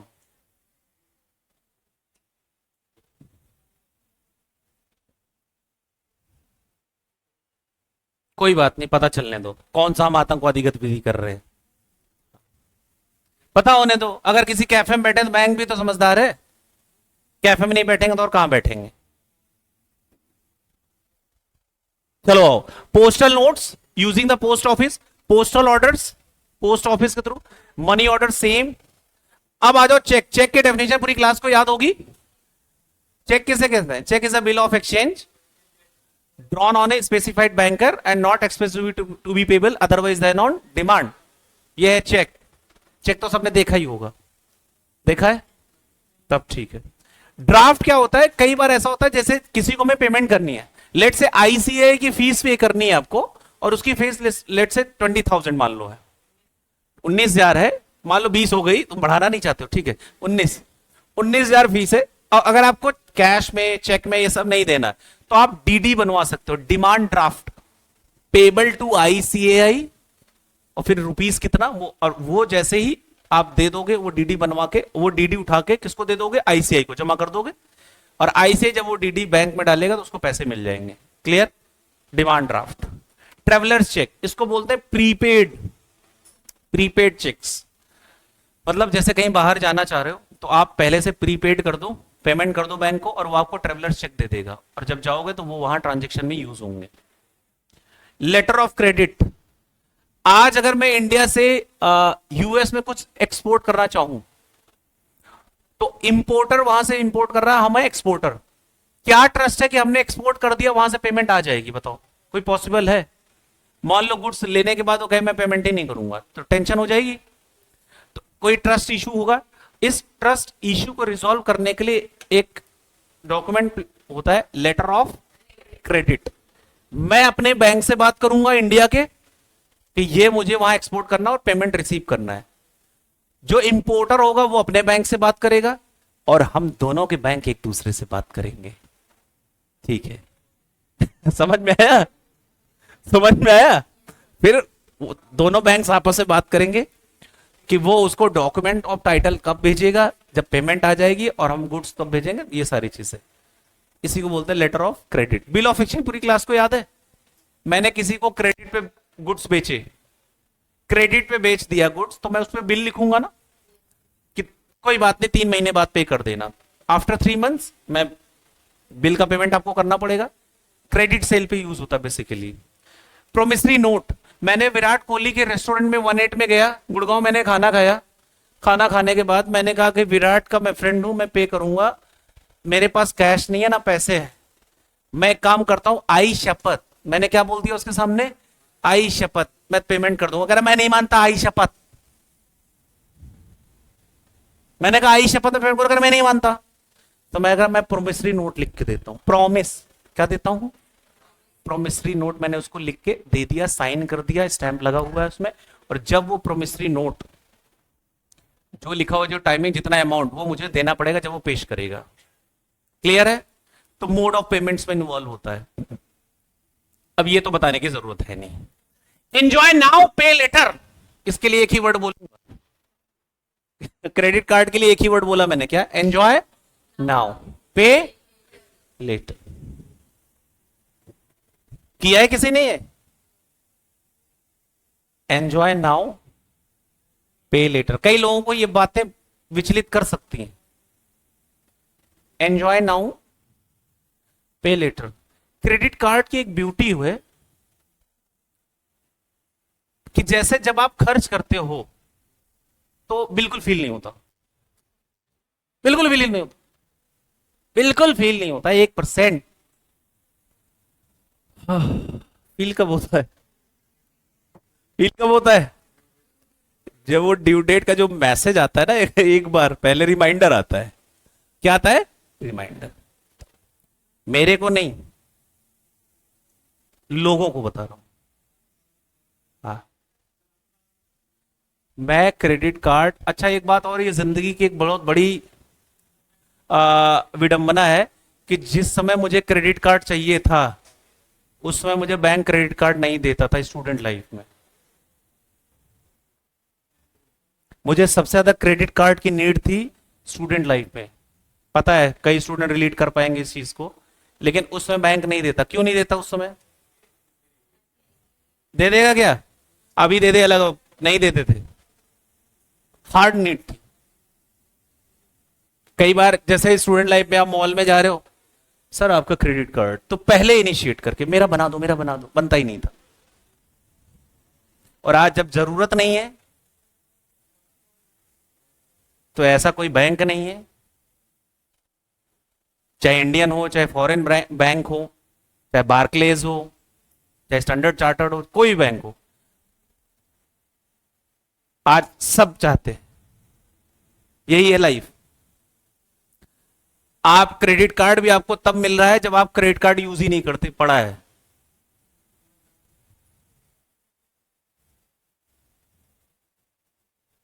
एंजॉय नाउ पे लेटर, बट स्टूडेंट लाइफ के लिए बेस्ट थिंग है बर्बाद होने के लिए।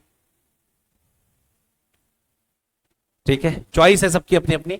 अब अगर करेंसी नोट को देखा जाए तो अब इसको याद कैसे करेंगे सर? देखो, डेफिनेशन का एक बड़ा डेंजरस पॉइंट होता है कि डेफिनेशन में आप अपनी तरफ से कहानी नहीं ऐड कर सकते। बताओ, डेफिनेशन लॉ से बनी हुई है, लॉ में डिफाइंड है, तो लॉ में जितनी चीजें डिफाइंड उतनी ही लिखनी पड़ेंगी, उससे ज्यादा आप फालतू की चीज लिख ही नहीं सकते, और लिखोगे नंबर गए। तो अब क्वेश्चन आता है कि सर याद कैसे करेंगे? तो इसको ना पार्ट्स में याद करते हैं। सबसे पहले नेगोशिएबल इंस्ट्रूमेंट, नेगोशिएबल इंस्ट्रूमेंट उठा के देख लो कितने हैं। पीबीसी मतलब प्रोमिसरी नोट। अब मैं उसको कट करता जाऊंगा, पहले मैं उसको कट करता जाऊंगा। Promissory note, bill of exchange और चेक। क्लियर? चलो एक बार पोस्ट ऑफिस की तरफ चलते हैं। पोस्ट ऑफिस से रिलेटेड पॉइंट बताओ। पोस्टल नोट्स, पोस्टल ऑर्डर और मनी ऑर्डर। कितने हो गए? 3। मतलब पोस्ट ऑफिस से रिलेटेड 3 पॉइंट्स। 3 यहां भी थे। अब ये तो कोई बच्चा भूलता नहीं है। करेंसी इंक्लूड्स नोट्स, 100 का, 200 का, 500 का, ये तो कोई भूलता नहीं है। अब बचा क्या? बस ये देख लो फटाफट अब सब लोग। क्रेडिट कार्ड तुम भूल नहीं पाओगे, भूलना चाहोगे लेकिन भूल नहीं पाओगे। और बताओ बस अलग क्या है? अलग पॉइंट देख लो बस क्या है। भैया घूमी घूमी करने जाना है तो ट्रेवलर चेक लेना पड़ेगा आपको। ठीक है, तो ये क्या है? Traveller cheque. तो बचा कुछ और। एक बार पूरी डेफिनेशन को, करेंसी को सेग्रीगेट करो। पोस्टल ऑफिस से रिलेटेड 3 पॉइंट, नेगोशिएबल इंस्ट्रूमेंट से रिलेटेड 3 पॉइंट। ठीक, सब अब जनरल पॉइंट बता दो जो जनरली याद रहते हैं। पहला स्टेटमेंट, नोट, करेंसी नोट, ये खत्म हो गया। अब उसके बाद नया पॉइंट क्या है? 2, ट्रेवलर चेक और लास्ट में क्रेडिट कार्ड्स। कितने लोगों को छप गया ये डेफिनेशन? मतलब अगर मैं बोलूं तो इसमें और कितने पॉइंट्स ऐड होंगे? 3 और ऐड हो जाएंगे। यही है ना कि और भी कुछ है? चेक कर लो एक बार। हाँ, 4 कर लो इसको, 4 पॉइंट्स। बेसिकली दोनों घूमने घूमने से रिलेटेड है। बस एक में गुड्स घूमने गया बाहर और एक में पर्सन गया घूमने बाहर। किसमें? एलओसी में गुड्स घूमने बाहर जा रहे हैं और यहां पर्सन जा रहा है। तो 4 हो गए पॉइंट्स। अब एक बार देखो क्या याद हो गए क्या पूरा? 3:3:4 लिखना पड़ेगा आपको सारे पॉइंट्स पेपर में। तो सबसे पहला पॉइंट, पहले सारे पॉइंट्स को लर्न करो। नेगोशिएबल इंस्ट्रूमेंट वाले बोल दो point. PBC, promissory note, bill of exchange, cheque, PBC खत्म। अब पोस्ट ऑफिस वाले पॉइंट बोलो। Postal note, postal order, money order, खत्म। अब 4 जनरलाइज पॉइंट, बिल्कुल जनरल पॉइंट्स हैं जो चारों। करेंसी नोट हो गया, ट्रेवलर चेक गुम्मी गुम्मी, और क्रेडिट कार्ड्स, और लास्ट में लाइन ऑफ कंट्रोल नहीं, लेटर ऑफ क्रेडिट। ठीक है, कहीं कोई बच्चा एलओसी, मैंने बोला एलओसी भी है एक पॉइंट, तो कहा sir LOC okay sir, line of control right? मैंने कहा नहीं बेटा, लाइन ऑफ कंट्रोल युद्ध के टाइम पे, अभी लेटर ऑफ क्रेडिट है। कितने लोगों को याद हो गई ये डेफिनेशन? अगली क्योंकि जो डेफिनेशन है वो याद करनी ही नहीं, क्योंकि ऑलरेडी पूरी क्लास को याद है। करेंसी नोट अगर वर्ड लिखा हुआ है, अगर पूरे फेमा में करेंसी नोट वर्ड यूज हो तो उसकी डेफिनेशन क्या है? लो, means and includes cash in the form of and bank note, दोनों इंक्लूड होगा। करेंसी नोट का मतलब क्या? सिर्फ पेपर करेंसी? नो, कॉइन्स में। क्लियर? ये डेफिनेशन कैसी लगी करेंसी नोट वाली? ये तो बड़ी इजी लगी होगी। चलो, एक्सपोर्ट तो सबको पता होगा। अच्छा, अभी जो चीजें बेसिकली जो लॉ में चीजें वो सिंपली भी लिखी जा सकती हैं। अगर लॉ मेकर्स चाहें तो वो चीजों को सिंप्लीफाइड भी बना सकते हैं, लेकिन नहीं बनाई जाती। क्यों? क्यों? कभी सोचा है क्यों? क्यों वही सेंटेंस को कॉम्प्लिकेटेड करके लिखा जाता है? ताकि सिर्फ आप लोग ही समझ पाओ उसको, लेमैन लेमैन तो खाली ये देखे कि मैं लिखा हुआ है, लेकिन आप उसको बोलोगे बेटा ये क्या लिखा हुआ, वो कहेगा मैं, पढ़ा जाएगा शायद, तब आपको दंडवत प्रणाम करेगा। वो कहेगा वाह मेरी आंखें खोल दी सर आपने, मैंने तो प्रयास किया था खुद से समझने का कि आपके पैसे बच जाए देने को मेरे। होता है ना कि क्लाइंट कई बार सोचता खुद ही पढ़ लूं, स्पेशली जो आईआईटीएंस होते हैं। आईआईटीएंस जो होते हैं और ये जो इंजीनियर्स होते हैं, आधी चीजें खुद पढ़ के बैठे रहते हैं, क्योंकि पढ़ने की तो आदत होती है उनको। अच्छा, जैसे तुम उनसे जब बात करोगे तो तुम्हें उनके वर्ड से समझ में आ जाएगा ये पढ़ के बैठा हुआ है वो बात, कि सर इसमें तो जीएसटी में, इसमें तो ये सर कंपनी लॉ में तो ये लिखा हुआ है, ये लाइन में ये लग, क्यों? पहले ही पढ़ के आया, तैयारी करके आया है आपके पास, पढ़ के बैठा है। अब बताएगा नहीं कि वो पढ़ के बैठा है, लेकिन उसके सेंटेंस से हमें पता चल जाता है कि ये बंदा पढ़ के आया है। अब जैसे उसने कुछ सेंटेंस बोला हमें तो समझ में आ गया कि ये कुछ ऐसा बढ़िया करके आए हैं, इंजीनियर साहब करके आए। तो फिर आपको वही गेम खेलना होता है, इधर का उधर, मैं को शैल, शैल को मैं करके पूरा एकदम बता के एडजस्ट करके लास्ट में पेमेंट निकलवा लेना। ठीक है, कभी तुम्हें ऐसे सिचुएशन में जब आओगे तो मेरी बात याद आएगी, करोगे बात तो हर बात याद आएगी, कभी तन्हाइयों में जो हमारी याद आएगी, ध्यान रखना। हाँ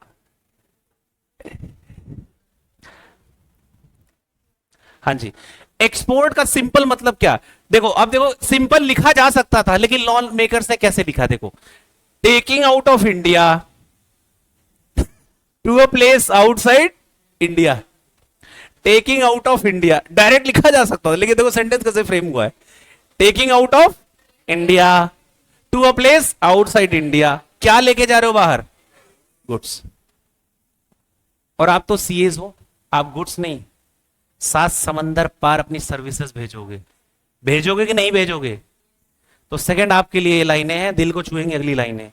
द प्रोविजन ऑफ सर्विस, कहां से दे रहे हो सर्विस? इंडिया से। किसको दे रहे हो? Outside India. Income tax return filing यहां से कर रहे हो, किसके? फेडरल टैक्स की। यूएस में बैठा हुआ है, एनआरआई है, यूएस सिटीजन है या एनआरआई है, तो बेसिकली यहां कवर होगा सेकंड। एक्सपोर्ट ऑफ सर्विस हो रही है, क्या हो रही है? सर्विस हो रही है। इंडियन डॉक्टर्स बैठे बैठे यहां से टेलीमेडिसिन के थ्रू वहां पे एडवाइस कर रहे हैं, तो इसका मतलब सर्विस एक्सपोर्ट कर रहे हो आप। क्लियर? तो एक्सपोर्ट का डेफिनेशन अगर देखें तो क्या है? Simple, taking out of India to a place outside India. What? Goods. A provision of service from India to any person outside India. Clear? अब जरा इंपोर्ट की भी देख लो। वाह क्या लाइन है, ये मुझे बहुत पसंद आया। ऐसी डेफिनेशन तुम्हें बहुत अच्छी लगती होंगी, याद करने में इजी रहती। ब्रिंगिंग इनटू इंडिया, लो क्या लेके आ रहे हो इंडिया में? गुड्स या सर्विसेज, उसको क्या बोलेंगे? इंपोर्ट। Bringing into India. लो फॉरेन करेंसी देखो क्या डेफिनेशन है, दिल को छू जाएगी ये लाइनें। फॉरेन करेंसी की डेफिनेशन देखो, foreign currency means any currency other then, foreign currency means any currency, foreign currency means any currency other then Indian currency. Indian currency को छोड़ के और भी कोई करेंसी है तो क्या है? फॉरेन करेंसी है। जैसे कुछ करेंसीज के नाम बताओ, कुछ कंट्रीज के, देखता हूं कितने नाम आपको याद है।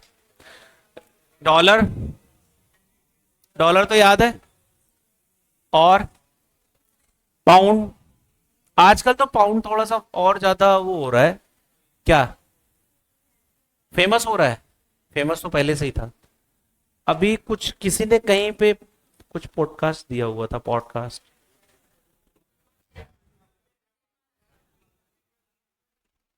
तो थोड़ा सा पाउंड ना और चर्चा का विषय हो गया पूरी दुनिया में। ठीक है, हाँ मुझे देखने के बाद ऐसा लगा थोड़ी बातें कि पैसा मुझे ही दे देना चाहिए उसको। ठीक है, अच्छा मुझे पछतावा हो रहा था क्योंकि मैंने आपको 1-2 क्लास में ये बोल दिया था ना, पैसे लेके कुछ लोग इंडिया से बाहर चले गए हैं। मैं उस दिन बहुत गिल्ट में रहा पूरी रात कि यार हाय तौबा तौबा तौबा। मैंने तो बच्चों को भी ये बात बोल दी थी एक बार क्लास में, एक ही बार बोली थी गलती से, कि कुछ लोग देश का पैसा लेके बाहर चले गए हैं। लेकिन मुझे देखने के बाद मेरा दिल धक धक हुआ कि यार ये तो भला मानुस निकला।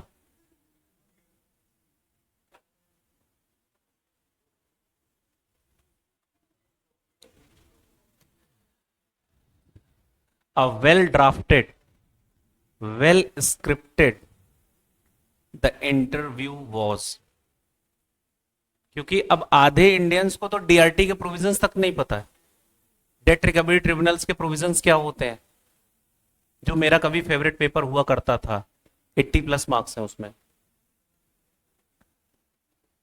फाइनल में सीएस में। उसके उसने एक सेंटेंस बोला है, डेट रिकवरी ट्रिब्यूनल ने, डीआरटी ने 6,500 समथिंग बताया, बताया ना। वो लास्ट ऑप्शन होता है, जब ऐसे करके जब कोई पेमेंट नहीं करता है ना, तो सेटलमेंट और बहुत सारी चीजें निकाल के तब वो, बहुत अलग अलग केसेस हैं उसके, बस ये समझ लो मजबूर होने के बाद बंदा, गवर्नमेंट अगर कुछ कर रही है तो गलत बात है। ऐसे मतलब बेसलेस स्टेटमेंट नहीं देने चाहिए, मिसलीड करने के लिए इंडिया को। अब जिनको नहीं पता है वो तो ये सोचेंगे ना कि अगला बंदा 14,000 करोड़ ऑफर दे चुका है गवर्नमेंट को। कितना? और ये तो पैसा देना चाहता था। अच्छा,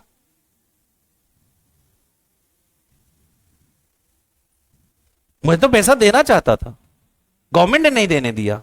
वाह, क्या लाइन है। गवर्नमेंट अपनी रेवेन्यू लॉस करेगी।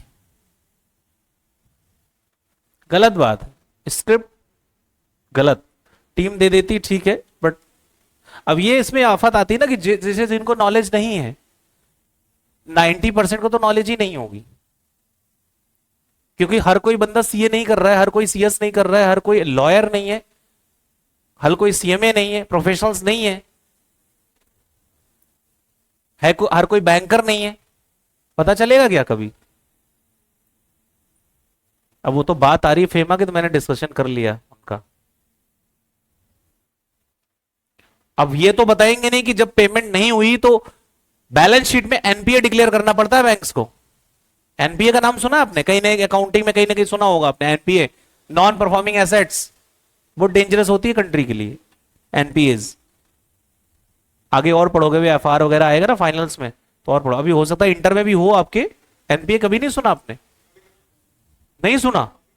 बहुत डेंजरस है एनपीएज, नहीं होना चाहिए।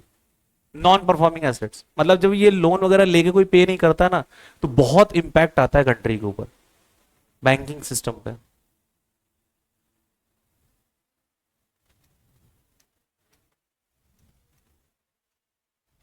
एक पॉडकास्ट में तुम लोगों के साथ करना चाह रहा हूं, अभी नहीं तो एग्जाम क्लियर होने के बाद तुम्हारा।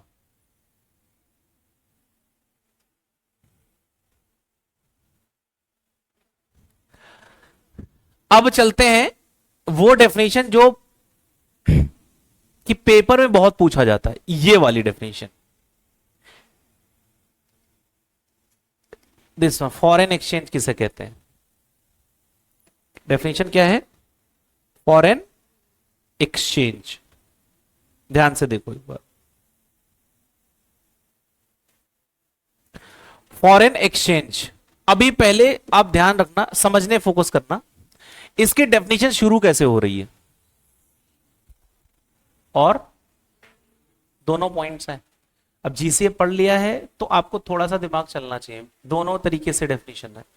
मींस में सिर्फ एक वर्ड बोल रहा है,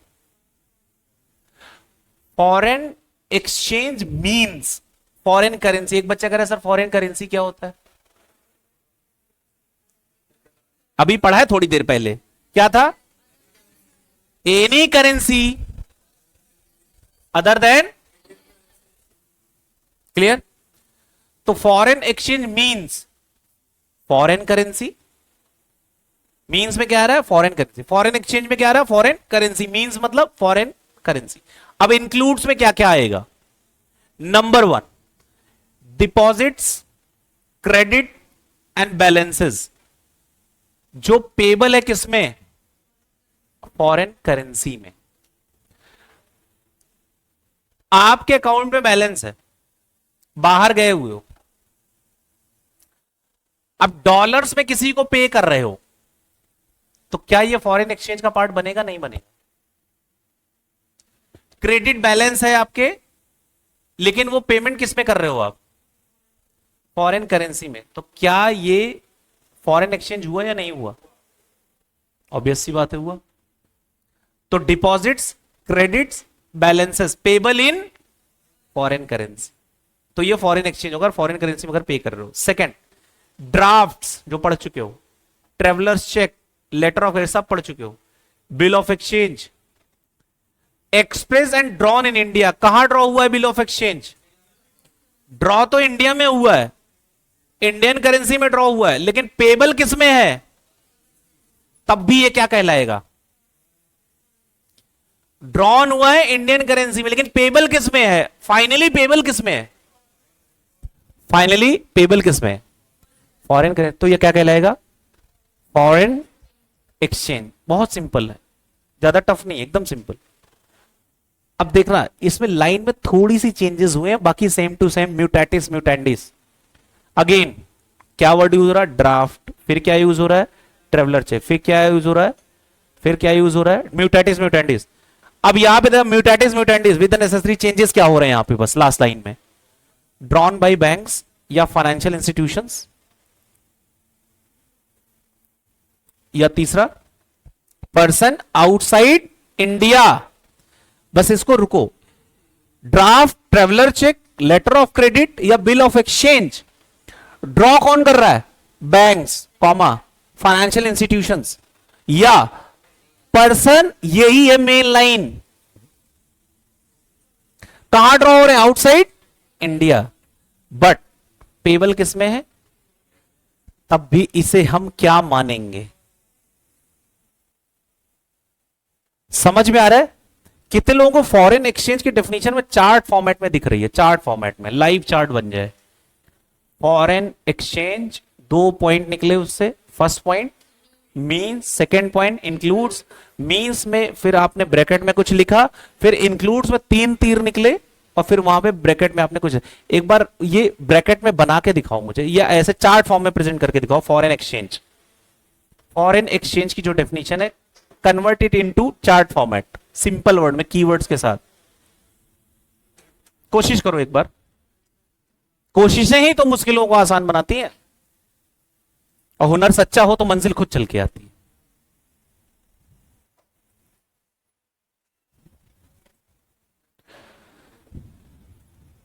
अच्छा, ये देखा जा रहा है कि कई अटेम्प्ट से एक न एक डेफिनेशन इंस्टीट्यूट पूछ रहा है।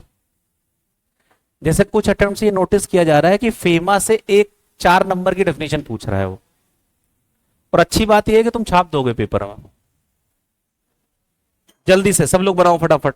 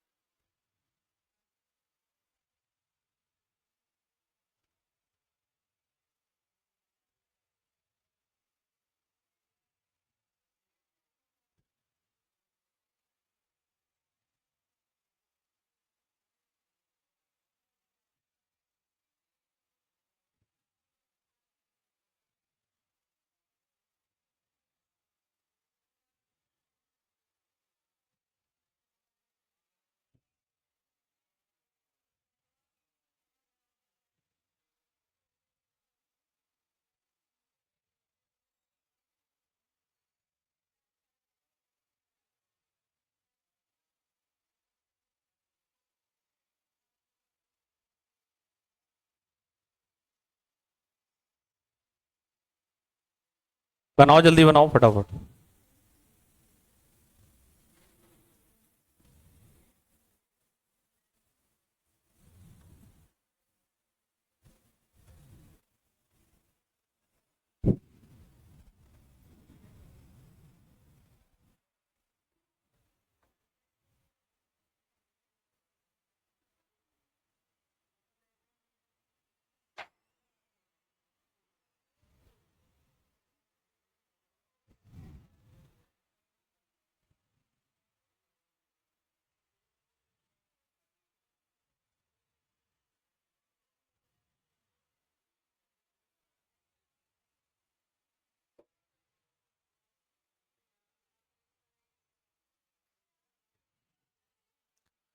हाँ जी, बना लिया? बना लो फिर। लास्ट डेफिनेशन बची हुई है, खत्म कहानी। डेफिनेशन को कर देंगे टाटा बाय बाय, और क्लास को भी कर देंगे क्या? अलविदा।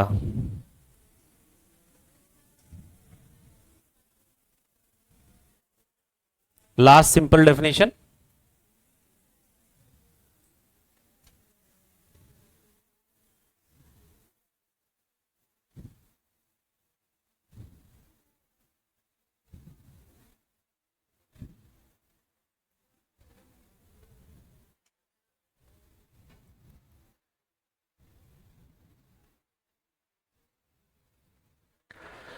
जल्दी करो, फिर रैपिड फायर राउंड भी लेना है ना, इतना टाइम थोड़ी लगता है इसको लिखने में। हो गया, बन गया? एक बार चेक कर लो सब लोग, आपने जो बनाया है वो सही आ रहा है? स्क्रीन से चेक करो, पॉइंट्स कवर किए आपने?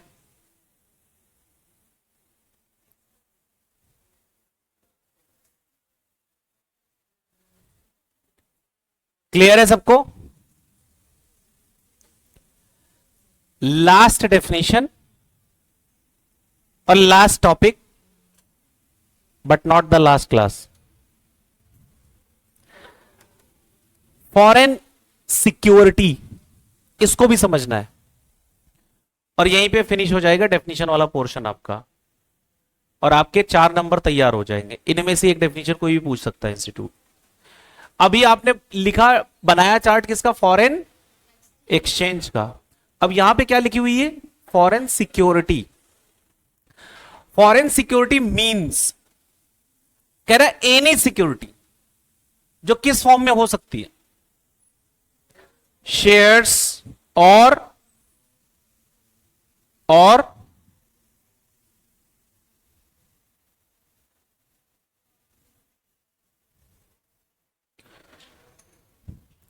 शेयर्स हो गए।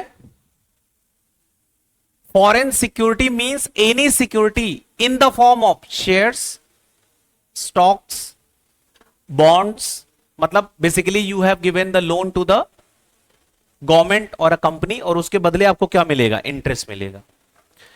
डिवेंचर्स और एनी अदर इंस्ट्रूमेंट जो डिनोमिनेट हो रहा है या एक्सप्रेस हो रहा है किसमें? यह है मेन लाइन, फॉरेन करेंसी में। तो 2 पार्ट्स में इसकी भी डेफिनेशन है, एक मींस में और दूसरी इंक्लूड्स में। दिस वन, जैसे भी आपने पढ़ा था ना 2 पार्ट्स में, इसकी भी डेफिनेशन 2 पार्ट्स में। सबसे पहले मींस वाला portion. Foreign security means any security in the form, किस फॉर्म में हो, चाहे वो शेयर्स के फॉर्म में हो, स्टॉक के फॉर्म में हो, बॉन्ड्स के फॉर्म में हो, या डिबेंचर्स के फॉर्म में हो, या एनी अदर इंस्ट्रूमेंट जो डिनोमिनेट या एक्सप्रेस हो रहे किसमें? फॉरेन करेंसी में जो डिनोमिनेट हो रहे हैं, तो उसको हम क्या बोलेंगे? Foreign security. और इसमें और क्या क्या चीजें फॉरेन सिक्योरिटी में इंक्लूड होंगी? सिक्योरिटीज जो एक्सप्रेस की गई हैं किसमें? फॉरेन करेंसी में, बट वेयर द रिडेम्पशन और any form of return such as interest और dividend payable in Indian currency. कह रहा है कि ऐसी सिक्योरिटीज जो एक्सप्रेस की गई है फॉरेन करेंसी में, लेकिन एक्चुअल जब उसको रिडीम किया गया है, रिडेम्पशन हुआ या उस पर इंटरेस्ट मिला, तो वो किस फॉर्म में मिल रहा है? इंडियन करेंसी में आपको मिल रहा है, तो भी हम इसे क्या मान लेंगे? Foreign security. क्लियर है? तो दोनों पार्ट्स में डिफिनेशन, इसको भी हम डिवाइड करेंगे। पहले मींस वाला portion, any security in the form of, जो एक्सप्रेस होता है किसमें? फॉरेन करेंसी में। फिर सेकेंड पोर्शन आपने इंक्लूड्स, इंक्लूड्स में क्या आ रहा है? एनी सिक्योरिटी जो एक्सप्रेस हुई है किसमें? फॉरेन, और बाद में उसका रिडेम्पशन या उस पर इंटरेस्ट जो आपको मिल रहा है वो किसमें मिल रहा है, तब भी उसे क्या माना जाएगा? क्योंकि वो एक्सप्रेस किसमें हुई है? फॉरेन करेंसी में। क्लियर है? बाकी इस पे और नेक्स्ट क्लास में इस पे थोड़ा और बढ़ा के इस पे चेक करेंगे और चीजें। तो आज के लिए इतना ही था। तो आज जो जो आपने पढ़ा है, मैं एक क्विक रिकैप ले लेता हूं 2 मिनट का। कितने का? 2 मिनट में पूरा चैप्टर खत्म, मतलब जितना पढ़ा है। सबसे पहले ये जो फेमा है इसका पुराना नाम बताओ। फेरा, फेरा, फिर हेरा फेरा, हेरा नहीं फेरा। जो मिल गया वो तेरा, बाकी सब मोह का फेरा। इसमें से मुझे फेरा वर्ड ले लेना है। क्या ले लेना है? फेरा, मतलब फॉरेन एक्सचेंज रेगुलेशन एक्ट। अब क्या हो गया है? फेमा। हैप्पी बर्थडे बताओ, इसका कब हुआ था? इसका प्रियम्बल दो, पर्पस बताओ, 2 कीवर्ड बता दो इसके। ठीक है, क्या पूरे इंडिया में एप्लीकेबल होता है? क्या अगर कोई फॉरेन ब्रांच है, ऑफिस है, जो इंडियन कंट्रोल कर रहा है, इंडियन रेजिडेंट, तो उस पर भी एप्लीकेबल होगा? पर्सन के डेफिनेशन में 8 लोग हैं, 7 लोग हैं? बहुत बढ़िया, क्या पॉइंट है। और ये कहां लिखा हुआ था? NI, negotiable instrument, postal office वाले पॉइंट्स। अच्छा अच्छा, करेंसी नोट्स सुना है? क्या आएगा उसमें? एक्सपोर्ट में कीवर्ड क्या है? एक्सपोर्ट,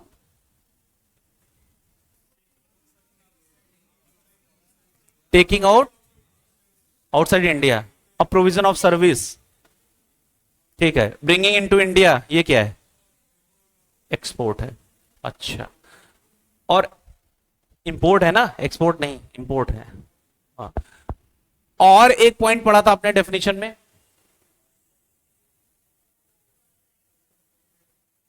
अभी रिसेंट पढ़ा था, सिक्योरिटी वगैरह था उसमें। हाँ, क्या था उसमें?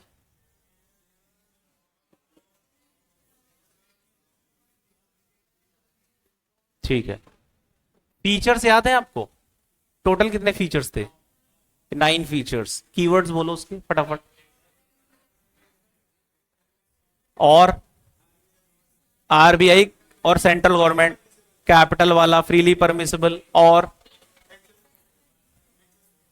एडजस्टमेंट, एडजुडिकेशन एंड कंपाउंडिंग, और उसी से रिलेटेड इन्वेस्टिगेशंस। फिर नीचे आ जाओ, अपील, और कुछ पॉइंट्स बचे थे उसके।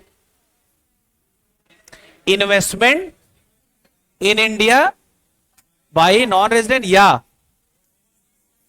बाई, चलो इतना रिवाइज हो गया। अब इसको घर पे कर लेना रिवाइज, 10 मिनट लगा के, 10-15 मिनट जरूर देना, मैं बता रहा हूं आपको। आपको क्या करना है अब, जितने दिन जैसे जैसे फेमा चलेगा, आपको डेली हाफ आवर बैठना ही बैठना है। जैसे हाफ आवर बैठना है, बस कुछ नया नहीं पढ़ना है, जो आज पढ़ा बस वही पढ़ना है। जैसे आज घर जाओगे जब, तो रिलैक्स करने के बाद जब आधा घंटा बैठोगे, जो आज पढ़ा है फेमा का, बस उतना ही पढ़ लेना है। क्लियर? उससे आगे मत पढ़ना, बस उतना ही पढ़ लेना। देखो फिर क्या जलवा होता है चैप्टर का। ठीक है, चलो मिलते हैं फिर। जय हिंद, जय भारत।